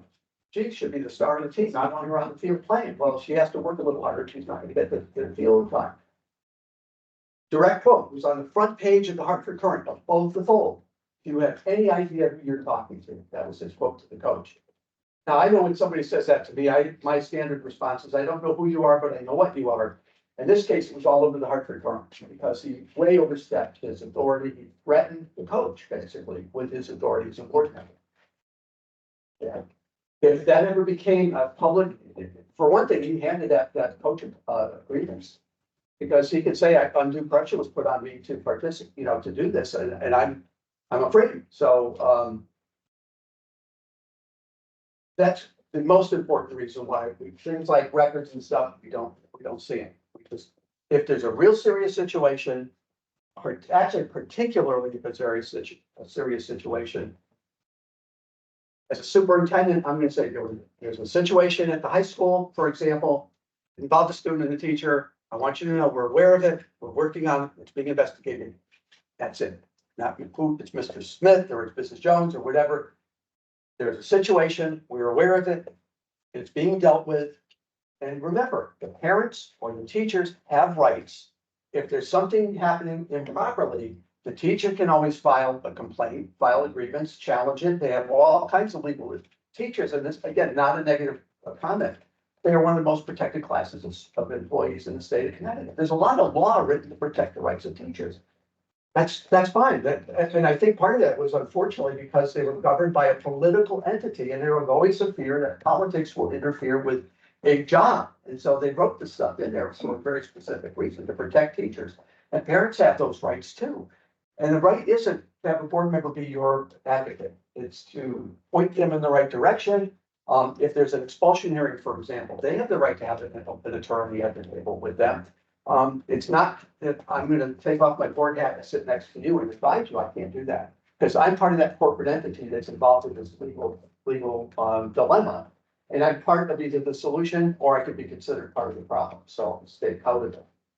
It's some, and that's, well, I'll wait because there's an example I want to share, but it's when we get into liability stuff. Questions so far? I mean, I'm throwing a lot at you, but there's so much, and this is only cut the iceberg, the tip of the iceberg. This is, one can have a favorite statute, this is mine. And it requires some conversation. This is about the word that we, up until today, we're gonna call the budget. Each local board of education shall prepare an itemized estimate of the cost of maintenance of public schools for the ensuing year and shall submit such estimate to the Board of Finance. The money appropriated by any municipality for the maintenance of public schools shall be expended by and in the discretion of the Board of Education. Now, I had stood in front of a very angry town meeting to present my board budget when I was board chair. It got clobbered. There was all kinds of things going on. The two words I wished I had known when I was a board member was itemized estimate. The statute does not call it a budget. It calls it an itemized estimate of expenditures. There's a very serious difference in semantics between those two things. And I bought into the original budget, my first year. Good budgeting. What is good budgeting? Column A is what we're going to spend. Column B is what we spent. If we did it right, there should be no column C because we met our budget. It can't happen in the public schools. And I'm saying this without sarcasm. In their infinite wisdom, the legislature understood that and they don't call it a budget. They call it an itemized estimate. We set unfair expectations when we put the word budget on that document. And I encourage you to say itemized estimate of expenditures or spending plan, call it anything but a budget. And even have that conversation in the document. We no longer use the word budget because it's not a budget, it's an itemized estimate. Our best judgment on where the money should be spent in order to meet our goals, but acknowledging the fact that we have certain obligations that will come and go throughout the year, and we are going to have to move things around to take care of those obligations. And if not only for your community members, but even for yourselves to understand. We had part of our budget process, I'm not proud of it, was ads and cuts night. You know, so everybody would take the budget home. I want to cut $30,000 here and I want to put it there. I shamefully admit that I put in a coffee maker for school board meetings. Superintendent's like, what's this? $30 for a coffee maker. Well, it'd be night, we're up till 10, 11 o'clock at night, go we have a coffee pot. You didn't have to You put that said in. 30,000. I bet $30. I was gonna say, that's a heck of a copy. I'm not in here, I'm not here, folks. I'm not here. So, but that was, we fought over what size snowblower should we buy? Well, we can get away with 5 horse. No, we need 7 horse. Everybody knows you need at least 10 in New England. We fought over stupid stuff. And the reality was you could go back at the end of the year and half the stuff we fought over didn't even get done because something else came along. We spent way too much time focusing on the minutia. And it's not to say you vote on that budget. You have to be comfortable enough to stand before your city council and say, we stand behind this, but we can't get overwhelmed by the minutia because 3 weeks from now, 10 weeks from now, next month, next year. Remember, we're creating a budget now that's going to go for over a year. The end of that budget is July, June 30th, right? The 2025, the one that you're crafting for now. That's an awful lead time, and a boiler might die. I know you're gonna have changes in your special ed costs. What if we have another COVID or something as major as something like COVID, where all of a sudden our transportation costs may have gone way down, but custodian costs went way up, substitute teachers went way up. We can't anticipate this stuff, and we shouldn't even try as much as possible because you're gonna do that. Plus, you're balancing your priorities. I heard a lot of say we have priorities, we want to support them and fund them. That should be what we're focusing our conversations on as best as possible. And then again, I don't know, I haven't heard the kind of, there's some communities where the city tries to influence how you spend your money a lot more. I don't know what the history is here. For instance, and not that it's improper, but in Waterbury, the city pays all the bills. So if a check goes to the textbook vendor or to the people who deliver milk or whatever, that's a check authorized, signed by the city finance people. They don't even pay the bills through the board in Waterbury. But sometimes that can create, and not there, but in other communities, that creates a tension between council, selectmen, or vet. And it ultimately, however, the statute says that the money that you get appropriated is expended by an expression of the Board of Education. That's very important language. And that's something I really wished I'd known when I was a board chair, because our council did try to dictate to us how we were going to spend our money. We're allowed to transfer money from one part of that estimate to the other. It's right in the statute. And of course, that was me too. You know, the first day that I was a board member, superintendent says we didn't have as much illness in the building, so we have money in our substitute account. We needed more in snow removal, so we have to transfer money from one part of the account to the other. And I stood up and said, you can't do that. It's a budget. Because I didn't know. And that's why maybe this other one means so much to me, because I bought into that too. Have the right to change the appropriations as you see fit.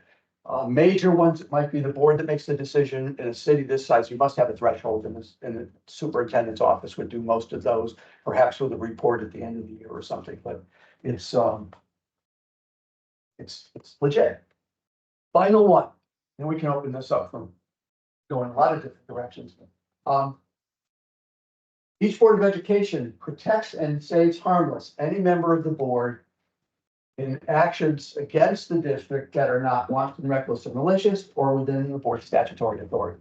So in other words, if you make a decision as a Board of Education, you know, you voted in a public meeting to make some decision, and it causes a lawsuit, it can happen. It happens all over the place. Part of that big budget item that you have, or estimate item you have called legal.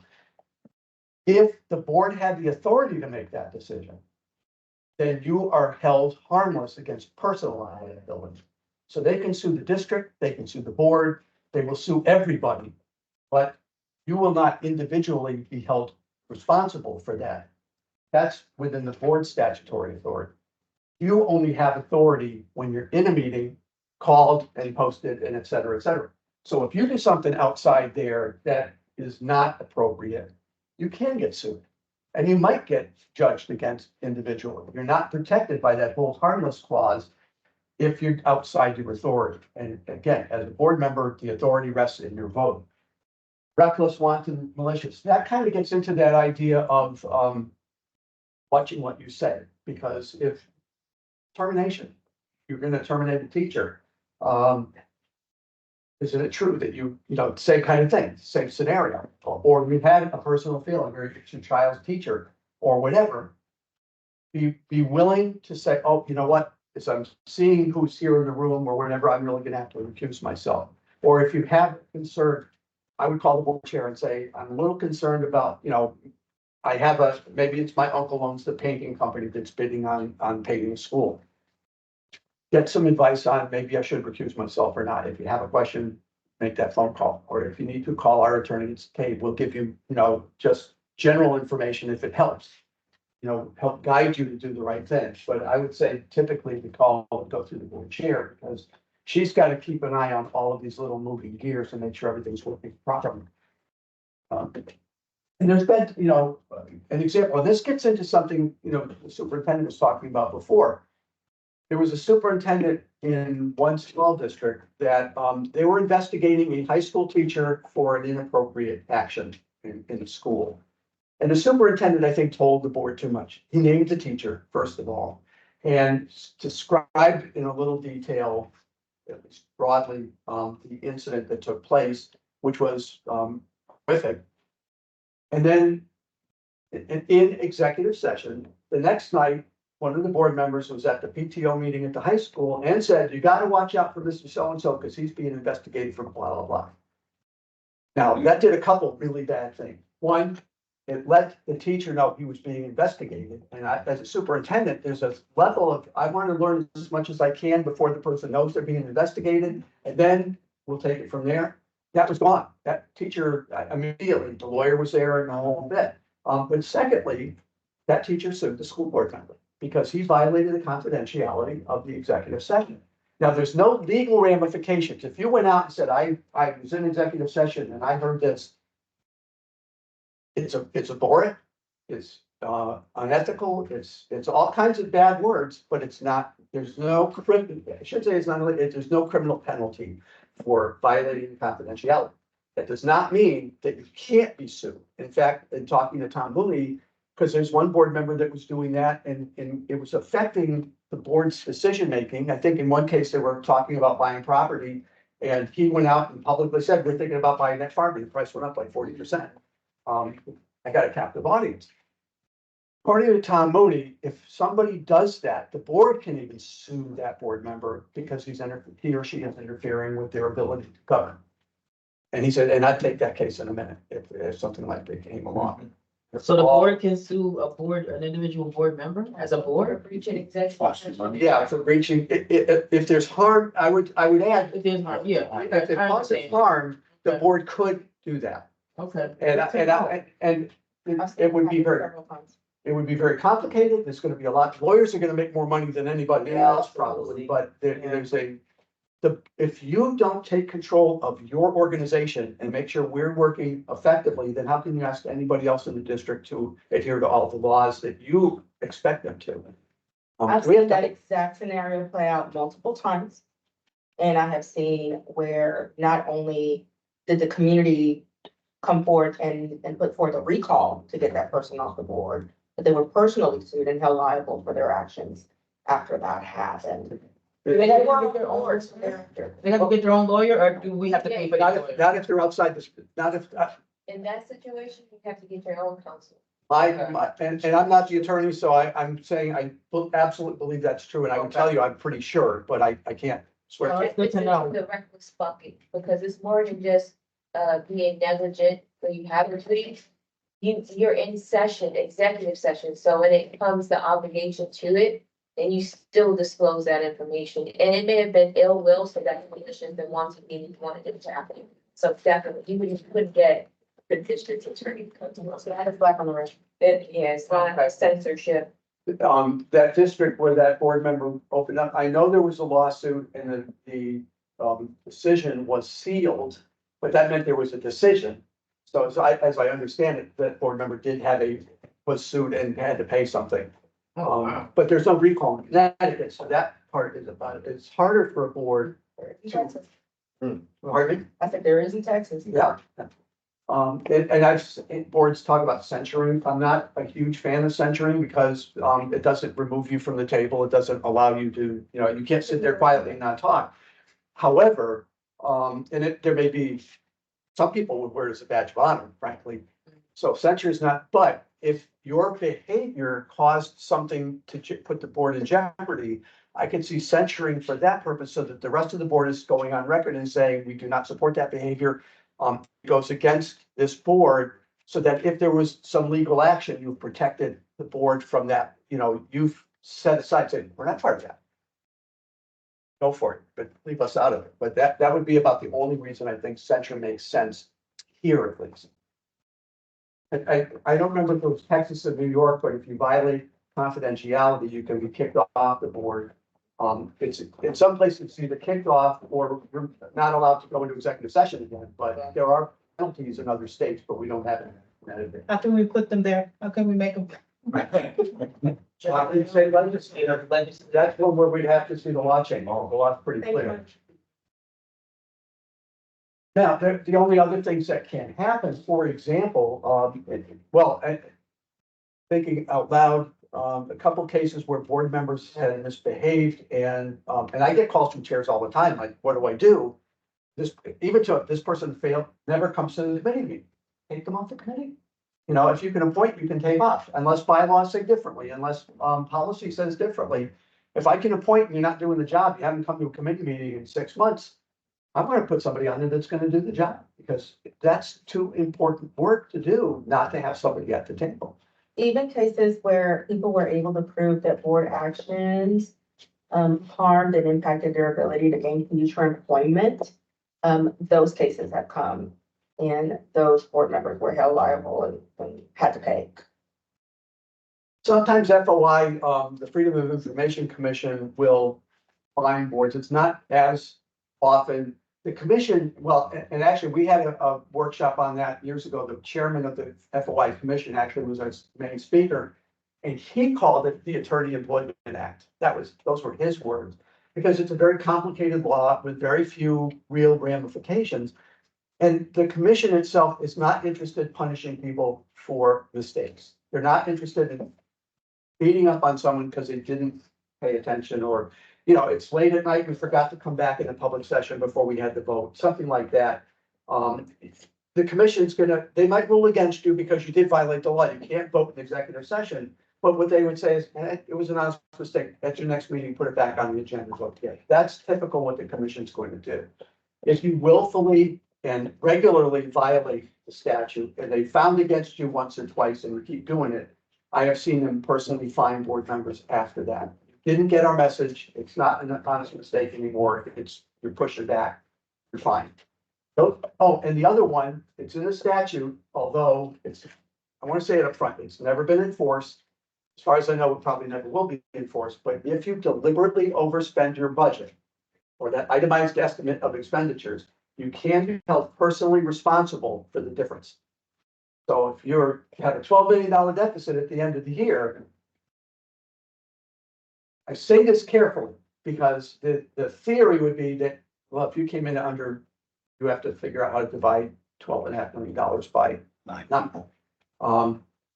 There are plenty of places where you are protected. For instance, most communities understand, as long as you've done a good job of articulating where the problem exists, what you've done to remediate it already, because if we already are predicting a shortfall by the end of the year, we're already taking steps in our process to figure out where the money's going to come from. What do we not do so that we can make this happen? But you might find it, it was 12 million, we got it down to 2, but we can't find that extra 2. You go back to the city council, and there's a process where you work with them and you show them, here's what we've done, here's all the things we've done to take care of this, here's where we are. It's expected that is their obligation to help you with that. And a number of years ago, I know New Haven was short and the city council was balking at it, and the commissioner actually went to a city council meeting and he beat up on them and said, you have an obligation to do this. So there's a lot of things that will help you in terms of interceding. But if it was July 29th, and you said, well, gee, we came in at 0, we made our budget, but you know what, we really need new band uniforms, so I make a motion, we spend $100,000 on new band uniforms.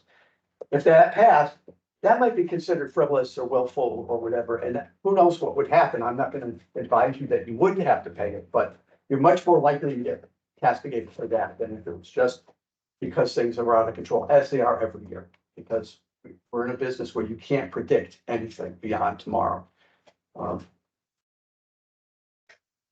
We covered a lot, and then I had another one that said, how does the board know if it's doing a good job? And of course, the answer to that would be board evaluations.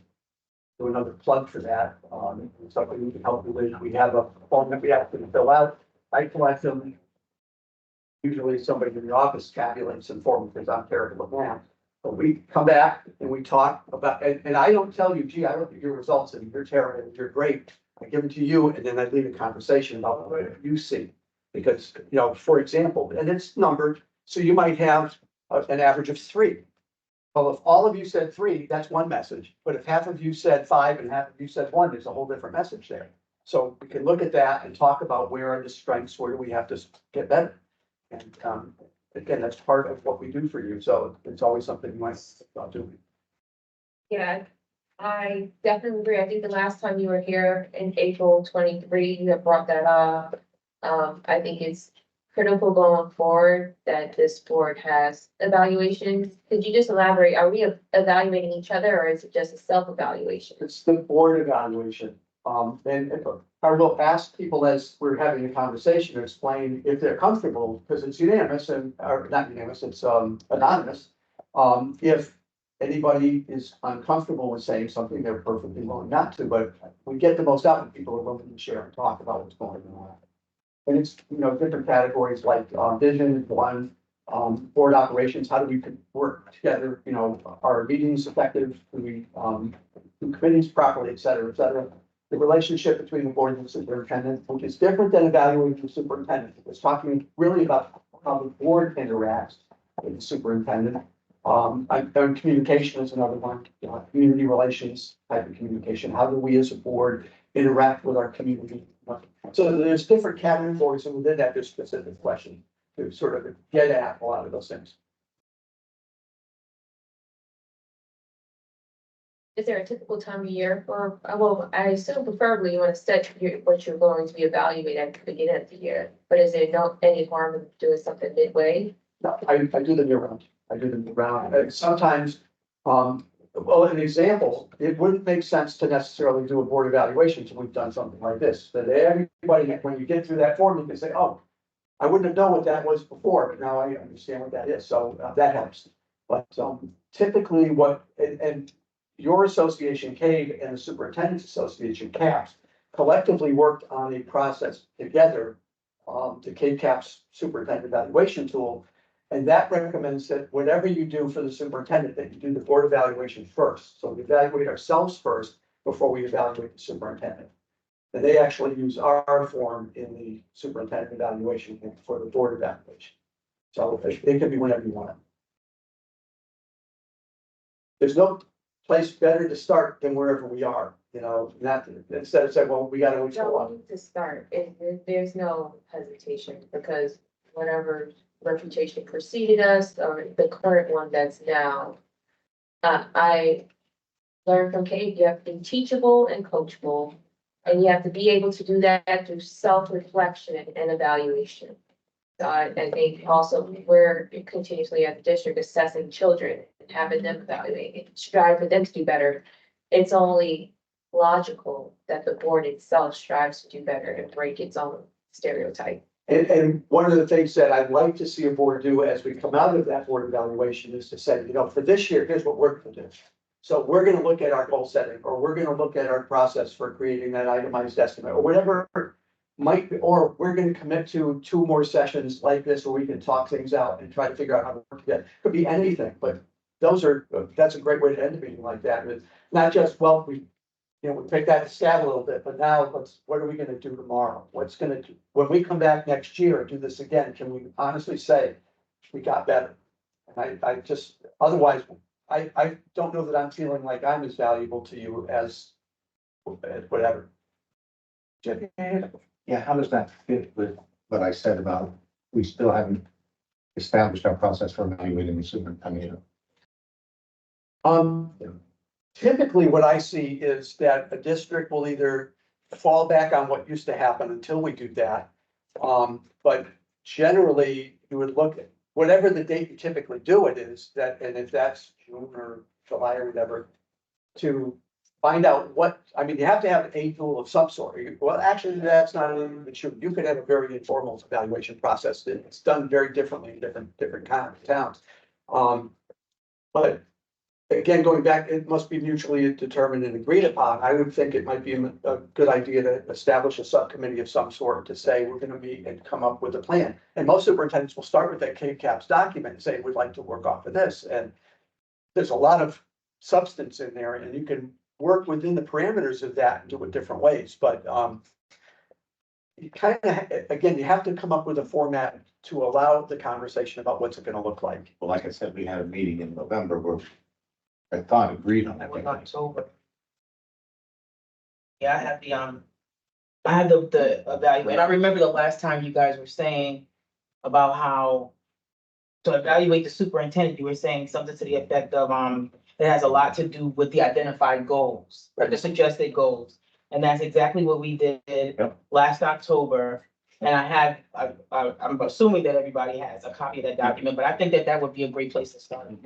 And typically, one of the things that can be unfair to any superintendent is to establish your goals 2 months before you do the evaluation. Then, like, I'm being judged on something and I just got them, so. And that was the problem with the former superintendent. I remember when I first joined.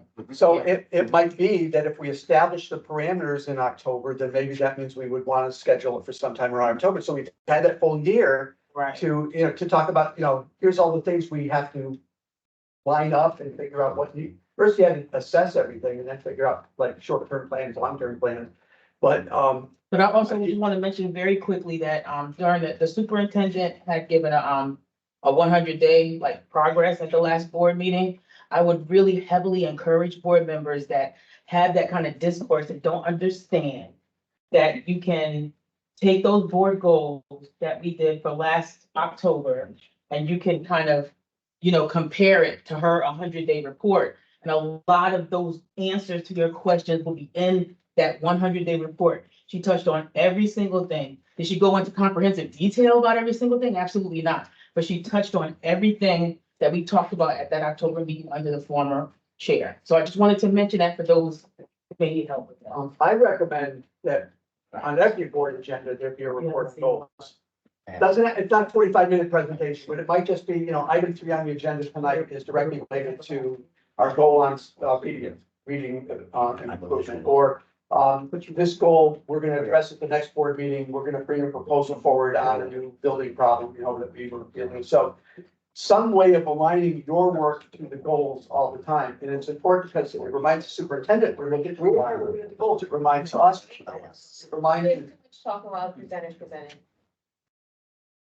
Yes, we were Sorry. finalizing that point you made.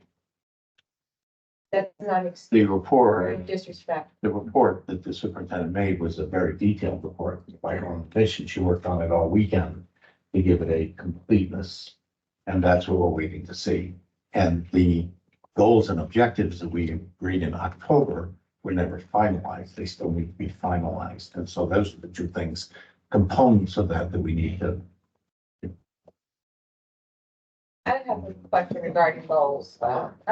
When you say goals, are we aligning to separate board goals or the strategic plan, like the actual educational goal of the district? Because individuals may have their own goals or Right. incentives, but the strategic plan is actually the education of our children. Which was one of the goals Wait, of the superintendent. no one asked you, okay? That's a complicated question, believe it or not. Yes, okay. It was Well, I'm very- talking. I expect it to be quiet, and I don't want no one to interrupt me when I'm talking. No, I think you're also, no, the same kind of respect that you want when someone's talking, I'm gonna expect as well. Speaking, I can't be. Well, so no, okay, well, thank you for acknowledging, really, but it's the same thing. It doesn't matter. The I evaluation. don't need to call myself a professional, my degree does, okay? So great, moving on. So, trying to answer your question, like I said earlier, when I get a call from the board chair, we want to do goals. I need a conversation to figure out what do you mean by goals, because, and I came here 1997, and we were talking about goals. And, I asked them, so what are your goals? And they said, well, it depends on which one to look at. There were, I think, 5 sets of goals that they were all operating under, each were different, and one of them had 27 items on it. Now, I'm sorry, if you have 5 goals, that's too many. But they had 27 on one sheet and they had 5 different sheets of goals, and they were operating on the assumption they were all goals. So, I think it starts with, if you have a strategic plan, that should be the driving force behind everything. The problem with strategic plans is that often there's not enough buy-in from the board up front. So it's sort of this nebulous thing out there. It's not really, we don't own it, somebody else did it, or somebody else, and I'm not saying that because I believe in it, but I believe it starts with the board saying, this is our plan. This isn't a strategic plan for someone else. This is our plan. But our bylaws call for a strategic plan to come out every 3 years, Yeah. and then that's part of the goal for the evaluation. So if we have a strategic plan, I'm just trying to make sure I understand. So I guess my point is generating a strategic plan. Somebody said the success isn't strategic planning, it's a strategic plan. No, it's the other way around. Strategic planning is the success, strategic plan is not. The planning process allows you to get people to buy in, to own it, to really articulate what the real issues are and to start to address how we're gonna fix them. If the board doesn't have enough ownership in that, then it's a pretty document on the shelf. It isn't about because bylaws say you have to have it, but having it isn't the same as using it. And so again, part of the conversations I like to have with boards are, what happens after this, let's talk about how we can work with our strategic plan to make sure that's our work, that our agendas are aligned with it. We have the goals on every agenda item articulated so that we can draw a reference between the plan and our work. And then you may have a set of annual goals under that, strategic plans, a 3-year or even longer vision. But for this year, here's what we're gonna do. So there might be a second subset of goals. The superintendent may have her own goals from that. And the building principals are gonna have their goals, and the teachers are expecting to have goals. But it starts with whatever that highest level of, whether it's a strategic plan or district improvement plan, because the state makes people do that stuff too. But if you have it, I would say, let's figure out a way of most effectively using it. Nick, I unfortunately have to leave. I have a hard stop at 2, Yeah. so I didn't want to just walk out. Well, thank you. Yes. I feel bad because I feel like we're gonna hit a hard stop soon and we're just getting cooking, but, All right, I wasn't gonna just walk out, but I do have to excuse myself. you did say earlier you had. Yeah, I just pushed it back for an hour. Thank you for everything. I do hope that we can have that meeting to where, we can figure out each other's rights and wrongs and likes and dislikes to move forward. Yeah. Thank you. You were very helpful. And I appreciate you. Thank you, thank you. Okay. Yeah, if I was on my laptop, I'd go back. Oh, yeah, we can do that. Hold on a second. You told me what you need. I need that one right there. That's what it's all about. And your strategic plan is all about that, your goal and your evaluation. And all that. I had it fine. Hands up. So, But I think it'd be like also good to remember that goals, like when we said goals, they have to be back and smart, right? They have to be measurable, they have to be attainable, achievable. Sometimes. But if we're evaluating somebody after 1 year on, I think one was teacher retention recruitment, right? And, we're evaluating on something like that. Are we making the goal attainable for that 1 year? Because that is a long-term goal that might be in a strategic plan, for instance, that takes 3 years. So I think it's important to remember, like, something might have to fall under the strategic plan rather than a 1-year goal. Absolutely. We have to, and when we get our goals, that's part of what we have to do is figure out, okay, is this immediate? There's a thing called the Eisenhower matrix. And I have to slide on that if I have my computer hooked up. There's 4 quadrants. One is something is important and it's urgent. Something is not important and it's urgent. Something is Yes. important and not urgent, etc. The superintendent's domain is typically where it's urgent and important. That's her job because it's urgent and it's immediate. The board's role is where it's urgent, but it's not immediate. It's important, but not immediate. That's planning. That's goal, that's setting goals. So part of your superintendent's job, when you create a set of goals, is to sort of triage and, okay, this one's short term. This has to be done immediately. This one is the long game. So that has to be part and parcel of those conversations, I think. Or especially at that 1 year place to say, here's where we are, here's the status. This is, yep, but we're a third of the way there. It's 3 years out, but we hit a goal or we've reached the point where maybe now's where we really start, we had to get our staff under control. Now we can start looking to increase, et cetera, et cetera. I saw Andre's hand up. I know he's a newer board member. I just wanted to give I him. was gonna say the same thing. Before me, I had His my hand hand was up. I had my hand up, but before me, Andre had his hand up. And you haven't said that tonight, so I Yeah, want he's a to. newer Right. board You member. know what? I'm gonna skip this. You get there. Oh, man, I was waiting. So, You need one to know. sure, Yeah, I'm fine. I don't- okay. Joe? No, I actually want to. Oh, okay. What I wanted to say is that within these, what Christine said is true, that as I understand it, and I think probably the only one of those is Joe, maybe Albert, and is that the strategic plan was allowed to lapse. And so one of the things we were asking, the new superintendent to do was to develop a new strategic plan for the district because it hadn't been done in a while. And so that was included in the goals, was to develop a new one. And that would be with us, as you just described, over the course of this year. So that was how it was in there in hopefully in the way that you just described. a collaborative process. Yeah, and strategic planning is not, I'll sit down this weekend and draft it. Right. You know, Right, it's, it's a it takes process. time, it takes effort. In the October meeting, the strategic plan, everybody agreed was that parental district support areas was number one. Number two, safety plan. Number three, teacher staff retention and recruitment. Four, social emotional health, and five, curriculum goals. Those were the things that were agreed to by the board back in October for the strategic plan. Well, but that's, it could be a set of expectations, but a strategic plan is a formal document created by a specific process that includes a lot of input. Okay, but it. But you kind said of some started, priorities, yeah, you derived said some from- priorities. Yeah, It doesn't matter what you call it, it doesn't matter how you get there, it's that you have something. Right. That's the important thing, that the board agrees, this is our work, and then from there we take it forward. Yeah, actually, at that meeting, I believe Ms. Cashman probably, let me know if I'm right or wrong, because you were taking some of the notes for that meeting, and we never got that update in our portal. But we did have the goals and objectives, and under one of them fell the strategic plan,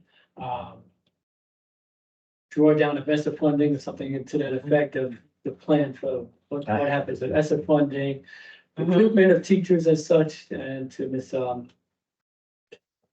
Perez's comment as well. We actually discussed that we're not judging on the completion, but actually the outputs. And I made this point, like, especially when it comes to like parental involvement and parental engagement. It's not how many parents show up, it's the efforts that are made to get the parents to show up, and the efforts that are made to develop the strategic plan, not to actually have the whole strategic plan in place by the time the superintendent evaluations come, but this is the progress I've made on a strategic plan and judge based on progress or. To share an example of what can happen, and that's why I get a little sketchy when somebody says, we have a plan or we want a plan, because that's not the work. The work is, once you have it, doing it, but you have to have it to begin. But, small town on the other side of the state, for 10 years, I think I go out there twice in the summer. We go out the first time to talk about last year's goals.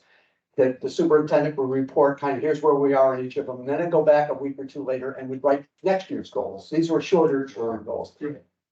So I think I was into it for the 5th year when somebody mentioned a strategic plan. And I said, "You have a strategic plan?" Yeah. I've been coming here for 5 years writing goals with you and I've never heard mention of a strategic plan. How can you write goals if you don't have a strategic plan? Yeah. Well, we didn't like it. What do you mean you didn't like it? Well, it's created out there because some plans are done through an outside committee and there's facilitators and it comes to the board, but you weren't really actively involved in it. And so we didn't like it. There wasn't one mention of student achievement in the strategic plan. Now, if I were on a board and I had a strategic plan with no mention of student achievement, I probably wouldn't like it either. And their goals were related to student achievement. But it's the point that no matter what you call them, no matter how you articulate them, the expectations are one thing, but it's do we operationalize them? And I'm finding issue with that it's somebody else's job, that's your job too. So, and as I say, part of the process is as we want to become a better board and start to focus. I was working with a great board, great district, they said, we want to be better, help us. So we started talking about student achievement, and that's the reason we all exist, is for student achievement. And all of a sudden, the killer bees, books, buses, budget, buildings and stuff. We have to talk about them because we can't run school without them, but that's tangential. That has nothing to do with our mission, which is to make sure that every child has a positive interaction with a teacher. And that's learning, it's the interaction between a teacher and a child, and we have to enable that. That's our job. How do we have every teacher be perfect? How do we have all the, I forget the woman's name, but there was a expert on education one time. She did a full day workshop for about 20 people. It was really neat. And out of it, I kept hearing things. And then finally, to the end, she had questions. I said, well, can I get this straight? Everything you said today is that our job is to provide a quality curriculum through quality instruction.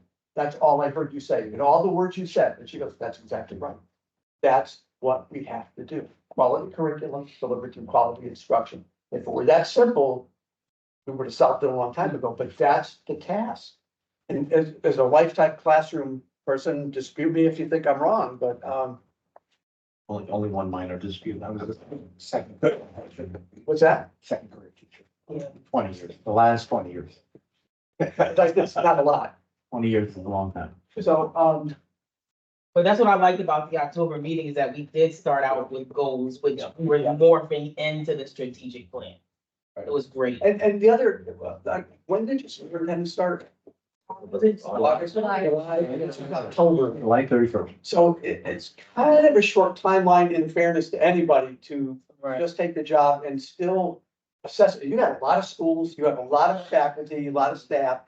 To just get a handle on that, and then in October, sit there and go, ready to go, let's go, there's a timeline that has to be considered, that's all.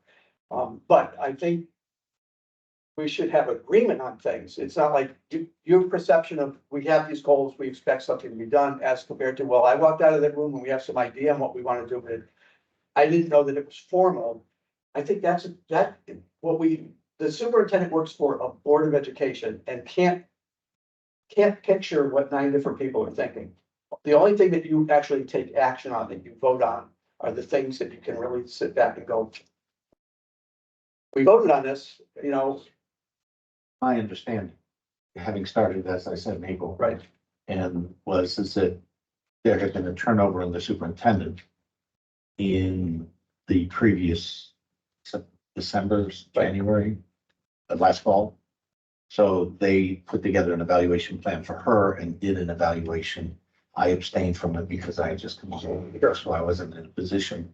I think there was one other board member who came on after me, so we abstained. So there were the existing board members who participated in that, whatever evaluation process they put together for the interim superintendent. And so the idea was that we were going to put together another evaluation plan for the new superintendent for this academic year. And so that's what we were working to achieve. And that's gotta be put in the process somewhere and get done, absolutely. If maybe, I wasn't in board, so first meeting was December 11th, for the record. If I'm correct, I was in the meeting at Central. All those meetings for that, evaluation for the superintendent was done with the prior chair and was it was all completed except for that day at Central when there was a vote, correct? I just want to know, That was, if I know. we had agreed. He's saying we agreed on what you have on your notes there. We Just before agreed. you came to meeting, before Before you it came, came, yeah, And- what's your question? He's saying. I he was saying that by my understanding, I can express myself.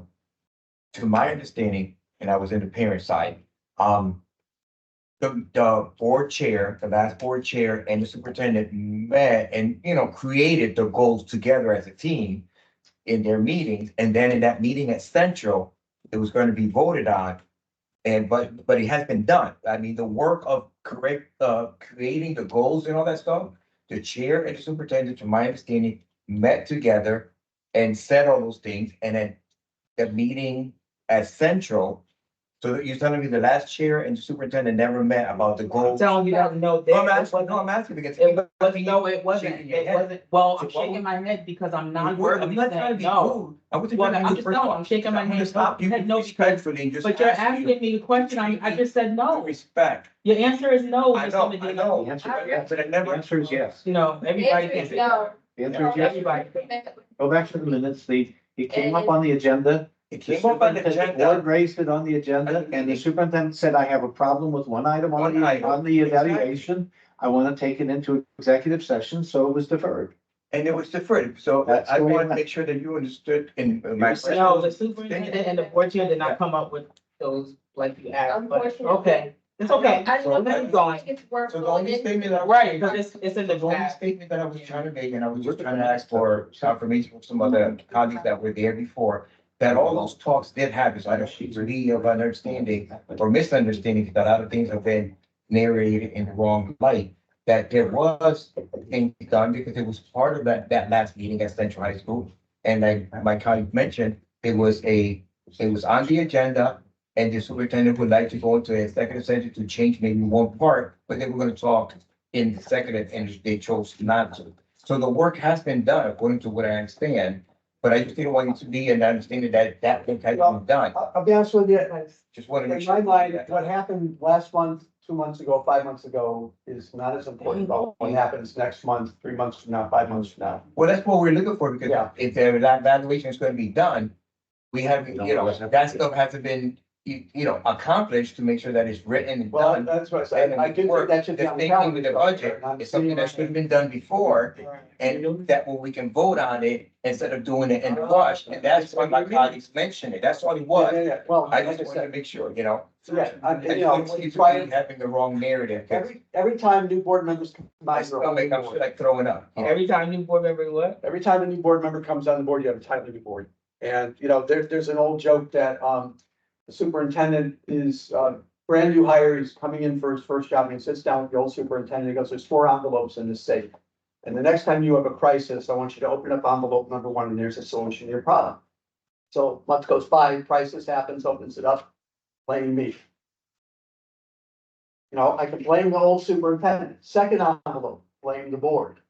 And then I forget, the third, I don't remember what the third one was, the fourth one was prepare 4 envelopes.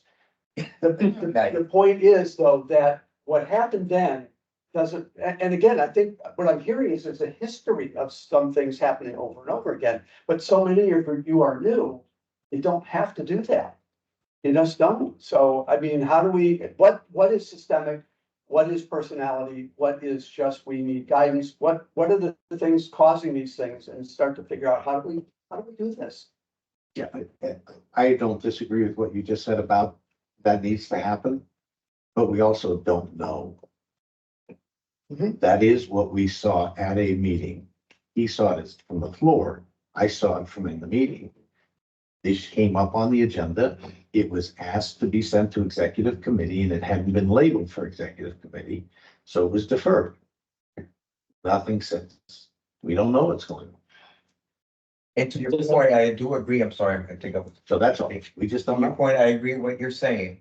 But until every single individual of this board acts as an individual instead of what you mentioned before, that you hate the word, that caucus thing, that little group thing, because that's the main thing that we need to destroy. And you're still working within that same thing instead of working as an individual by the standards that this board is supposed to be governed by.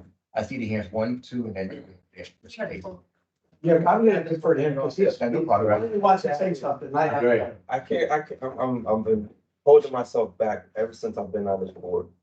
Trying not to say nothing, just soaking up information. Which a lot of people they don't understand that concept, you know, soak up some information, listen, and then you'll get, a lot of times you get the question answered. If you just listen, they don't stop talking, so they get their question answered. No, and another thing too, we are not the experts. There may be one half, our expert on the board, but we're not experts.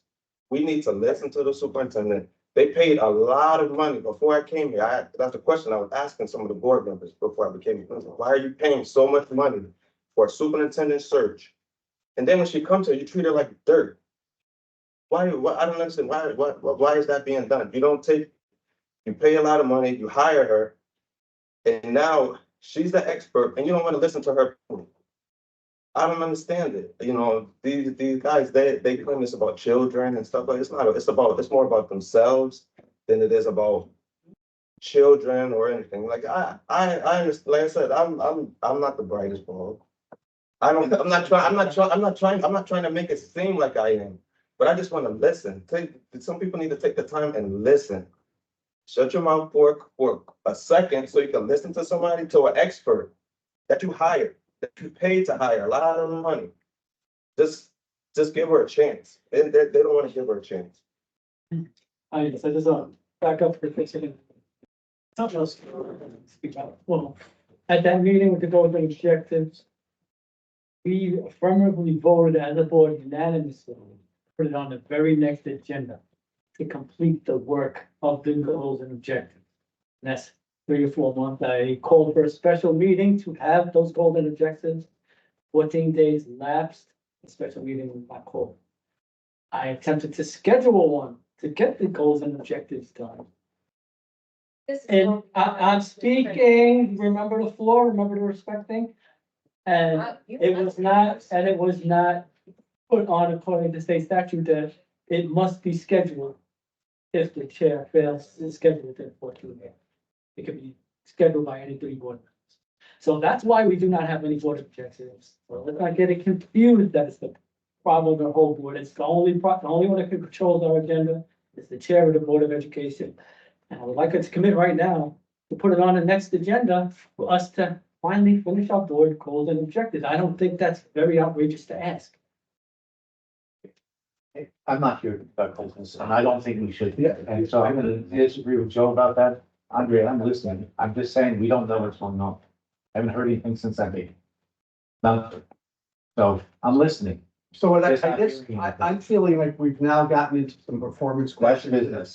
That's business. Business and I'm not trying to get there. I Yeah. agree with Andre about listening, but we gotta hear. We gotta be told. So I guess, I And on this level, I this training, that includes all of us being talked to about what's going on. Yeah, and I agree. I yield to Rob's point on that one. And Here's one. the final point I wanted to make is, because this is an important point.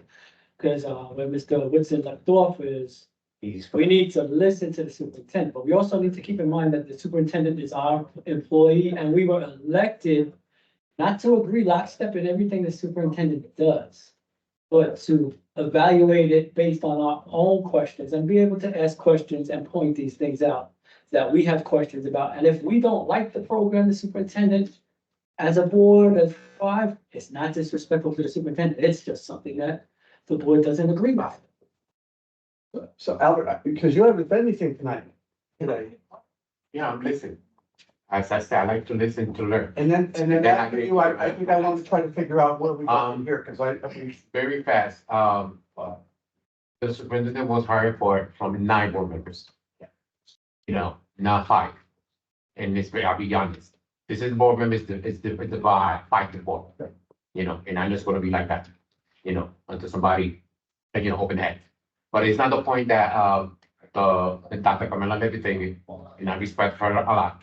I vote for her to be superintendent of school. I wasn't one of the high ones say, she will, and I support her. But when it's no communication with the board members, that's a problem. Because you have to understand, she got 9 board members, it's her boss. She has to communicate with the 9, not with 5. So maybe the other 4, they can say no, but at least you communicate, at least you say, listen, board members, this is what happened, this is what we're gonna do. Or maybe we can say yes, we can say no, or we can change it. I always say we never, maybe when I agree yes or no, but if we get to the table, we sit down as a professional, we are each one of them, but us. At the end of the day, we can have a solution. But like I say, she got 9 bosses, not 5. So she's going to communicate with the 9 board members, not only with 5. That's the only thing I don't want to say. And we try to listen to her. But when we try to talk to her, as me, that's me personal, when I try to email her, she don't email with that. She won't email with that. So I feel like, okay, where's the communication we're gonna have? How are we gonna work together? But she did it to me, she can do it to other board members. So I'm not perfect, but I always say with a good communication, respect, it's a great successful. You know, we need to communicate a little more, you know, more. We're not perfect, but at least, you know, talk. I feel like we're not kind of just regurgitating stuff, and I'm not sure that's gonna be healthy. What might be a next step if you want to continue something to help move this along? I heard 9 people that wanted to do the right thing by these kids. I think there's some fundamental disagreements on some things, but I think that unless you can resolve them, they'll never be number 1 priority. They might be each and every one of your, individually, they're all your priority, but this Board of Education needs to make this as a group, this the priority. So how do we do that? Well, first, I suggest, well, we put the rest of it together, finish going through this training, because I believe we only got to. Where's the second, all the board members were still in, or the best? No, How far? I think that was, no, I hit what I planned on talking about today, Oh, which is kind of the role. I mean, I could come back and talk, I have 5 different presentations I use at different times for the same subject, so. And I'm still learning stuff, though, I could bury you with stuff that you'll learn, it'll be fun and good. But, I'm not sure how much more me coming up here and telling you stuff is gonna help you as much as figuring out how you all can work together and make something happen different than, you know, it's the old thing about we keep doing the same thing over and over again, expecting different results. And standard it. Like frankly, I think everybody's hearing what they want to hear, not what you're actually saying. Mhm. That's. And that's common, but yeah, I mean, the idea of active listening, you know, maybe we have to start going back to that where this is what I heard you say. And we have to do a reality check, you know, because tell me I didn't hear what I thought I heard, you know? Okay, but again, we don't need the preschool comment. We don't need the this comment. We just. No, I we're done was with that. It that's just. what we have learned. Do we, That's what you offer people- mediation, right? Yeah, sort of, I mean, not So, formally. put my one toe in, I heard you say. Yeah, you yeah. would. Not you personally, Cave, I meant. Yeah, but typically anything in the field is me. Okay. And I I didn't have mean to done it. put you on the spot. I was raising the No, no, organization. that's That's not- mediation, I thought. I think this is the most active beginning to a meeting I've ever been in. Although, no, in fairness, one time it was so bad, we all went home and I had to drive Gotta home. walk out. But, you know, there's obviously some stuff cooking here and we want lasagna, not, you know, tripe or whatever. But I don't know how, unless we can figure out a way of you guys working together. And I think also probably you need to figure out some time to work with your superintendent on communication, not on, gotcha, did it, didn't do it, whatever, but how are we gonna talk to each other in a way, you know, so if I'm sending emails and I'm not getting responses, I mean, I know some superintendents, 2 weeks ago said, if you need to reach me in something urgent, send me a text because I don't get back to your emails right away, and I will not return your email in a timely manner. I'm just telling you that a superintendent of district size, this size, probably gets hundreds of emails a day. And yes, if you're a board member and you send us an email to a superintendent, and the superintendent's gonna say, that goes in the A pile, and I'm gonna do that before I do anything else.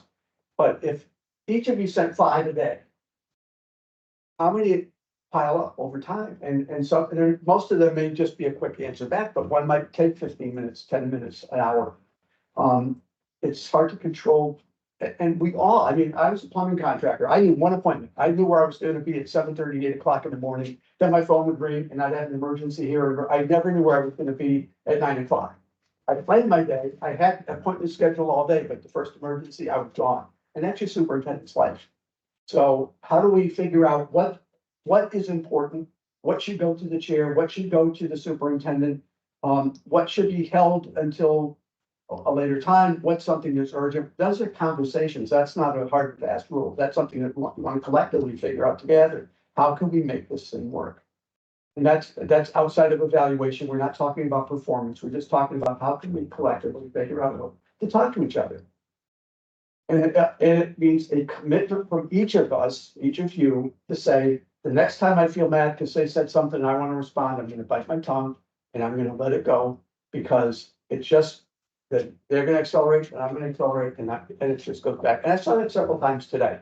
How do we have to figure out how, you know, I said it. They're either listening, that, correct, teachable and correctable, I like to think we all are, but sometimes I'm not. And so, I mean, but if I know I've got set, maybe you won't respond today, but if you hear me say it today, if you hear me say it next week, maybe we'll start to figure out maybe that you believe I really mean that or vice versa.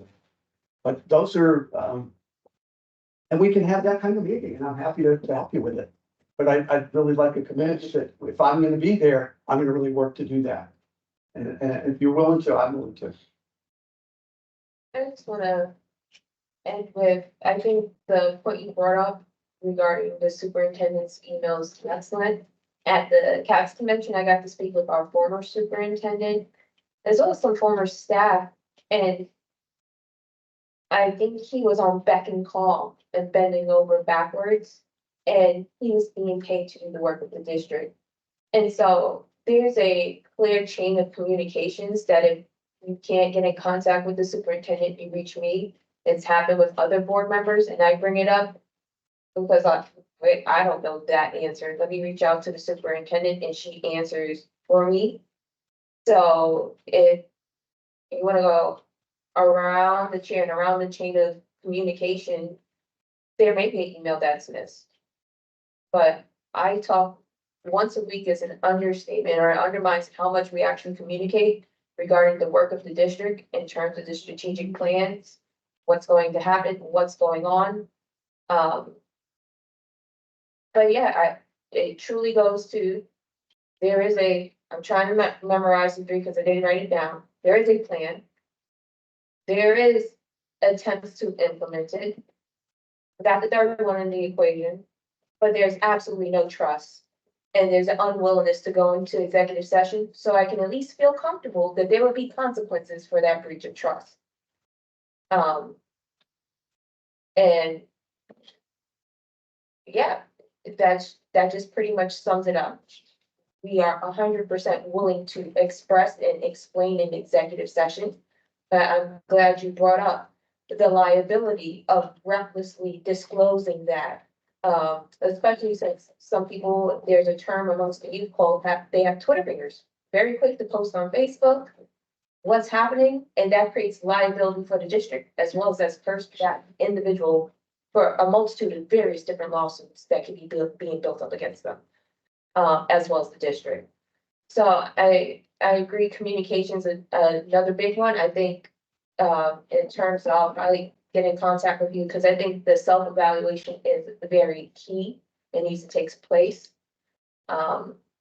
But also the continued conversation with goals, because we have a strategic plan. We have teacher capacity. Why? Because our teachers are burnt out, frazzled, don't know what's going on. Teaching out a textbook, it varies from building to building. We have tier 1 instruction. There's no more, oh, Jason, you tried, you get an A. No more low expectations for mediocre performance. So we want to have tier 1 instruction so that our students are actually being pushed to be leaders for the next generation. And then we have culturally relevant teaching, because there is a part 2 why I said I want to see student success. And there's also a special caveat for students that look like me, is that there's been immense contributions, and that's also shown with the African American and Latino studies being taught in the classroom throughout the state, that people of color have contributed to this country, to this state, to the way it is. And sometimes you could literally walk into a classroom and see absolutely no representation of the students in there. And I've seen that in some of my tours of the buildings. So there is a strategic plan for the district. I think communication amongst the board is definitely an area that we can build on. I have someone to be by 3 o'clock. And my goal is to continue to work with you, Patrice, and everyone at CAVE, and continue to call and schedule these, because for far too long, the success of those 19,231, and it grows and it fluctuates day in and day out. That's all I want to see.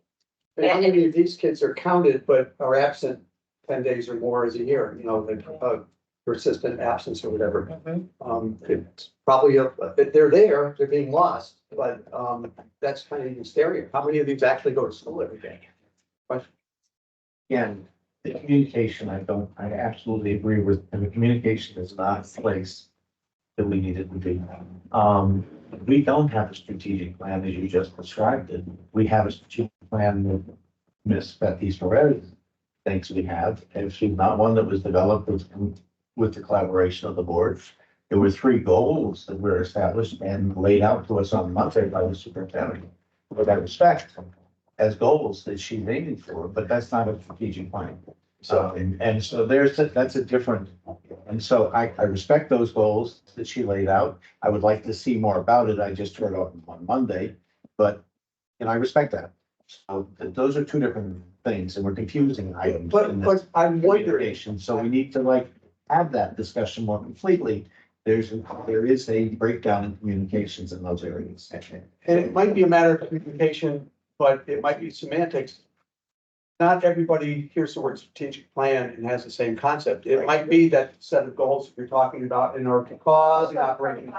Set by the superintendent is a triannual effect. Right. So this is the first time we've had it presented to the prior superintendent. We had developed a strategic plan, but it wasn't carried out. The best way to bring it. Yeah. But no, for our bylaw, the superintendent creates the strategic plan, and like you said, we can have goals within that, because the culturally relevant teaching, or even one instruction, we can walk and explore a building, even when the building's empty with no students there. And see. We can actually see what's going on, whether or not maybe purchase something and it's still in the box. There's so much that can be seen just by, touring the buildings itself.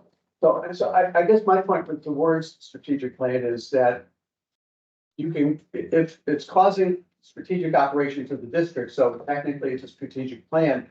But it might be in someone else's mind, the term strategic plan is as much about how that is developed and includes inclusion, the board, et cetera, et cetera. So you both may be right at the same time. That's all I'm trying to say is that that's where communication gets in. Here's our, whatever we're gonna call it. This is what's operating in the district and making things happen. And maybe that's part of the conversation that has to take place. Just let's all make sure we're on the same page. We may not actually be disagreeing, but in my mind, I'm hearing you say something that I don't. And when tours of the buildings are occurring, only some board members are invited to attend. I think Ms. Casper makes her own tours, right? Yeah, Dr. Levy David gave us permission to contact. We don't need permission. We don't need permission. Well, okay, but whatever it's called, what the recommendation is, No. is that we contact the principal, The and then the policy. principal is the one that gives us the tour. I understand. I'm just telling you, that's what I've been. I know. There was no response regarding building. So. But can we all agree at least that if That you email- can't get in touch with Dr. Levy David, can we all agree that if you can't get in touch with Dr. Levy David, just please contact Christine? I mean, can we leave the meeting agreeing to that? Yeah. Just a little start for everybody. So if you send an email to the superintendent, if she doesn't get in contact with you by 24 hours, 48 hours, whatever is set, can you please contact Christine? And then you have documentation, you have data, stating who you contacted and when. And if Christine happens to not be available, I have no problem with trying to help at all. I'll contact Christine, I'll contact Dr. Levy David. But if we're gonna talk about communication and how bad we need it, I think that's a very good start, the chain of command of communication. If Dr. Levy David does not get any contact with you, any amount of time you need. How would you feel about, might be a lot of. It's like- I send it to both. Well, everybody tries to email the superintendent, they copy, so that you have, you're aware of what's about them. The organization, I mean, a lot by now, but how would you feel about asking the board members if you're gonna set, to your point? If you copy me on your correspondence with the superintendent, I'm not checking up on you, I'm not monitoring you, I just want to be aware so that if not, I will already refer to the question, you won't be surprised. No, I agree. That's what I would encourage you, and he's the, so I'm aware what's going on. An afterthought, but I probably want to go some in there, so. That's right. That's the comment. I already do copy the chair on every email, but as far as chain of command, every board member. No, I exactly. Yeah, I just wanted to clarify. I don't want to make everything so little. I was told that certificate came from respect for everybody. I was instructed to email the superintendent about something and I get a reply from the chair asking me to follow the proper procedure, which I didn't know that I was not adhering to him. And I left it at that basically. And she knows that because I have all the emails. Okay, but from this day I'm just forward, saying, like there instead is of moving back, but from this day forward. It has an open door. I think I should have. Okay, I understand it happened in the past, but from And this I day never forward. complained. I'm just saying, I agree with that. I'm gonna agree with If you that. can't get in contact with Carmela, contact Christine. If you can't get in contact with Christine, contact me. And I'll try to help. It's not, if I need help, I'm sure to extend that out of range where, hey, can you give me this Okay, information? okay, But, that's fine. but when some people make a comment, That is. and I'll share that you can, they, you don't mind, I open that, I'll appreciate again. I'm gonna go. Comments, it takes place. I was almost ready for you to That go. was part of those meetings, so. All in favor? Thanks, David. Those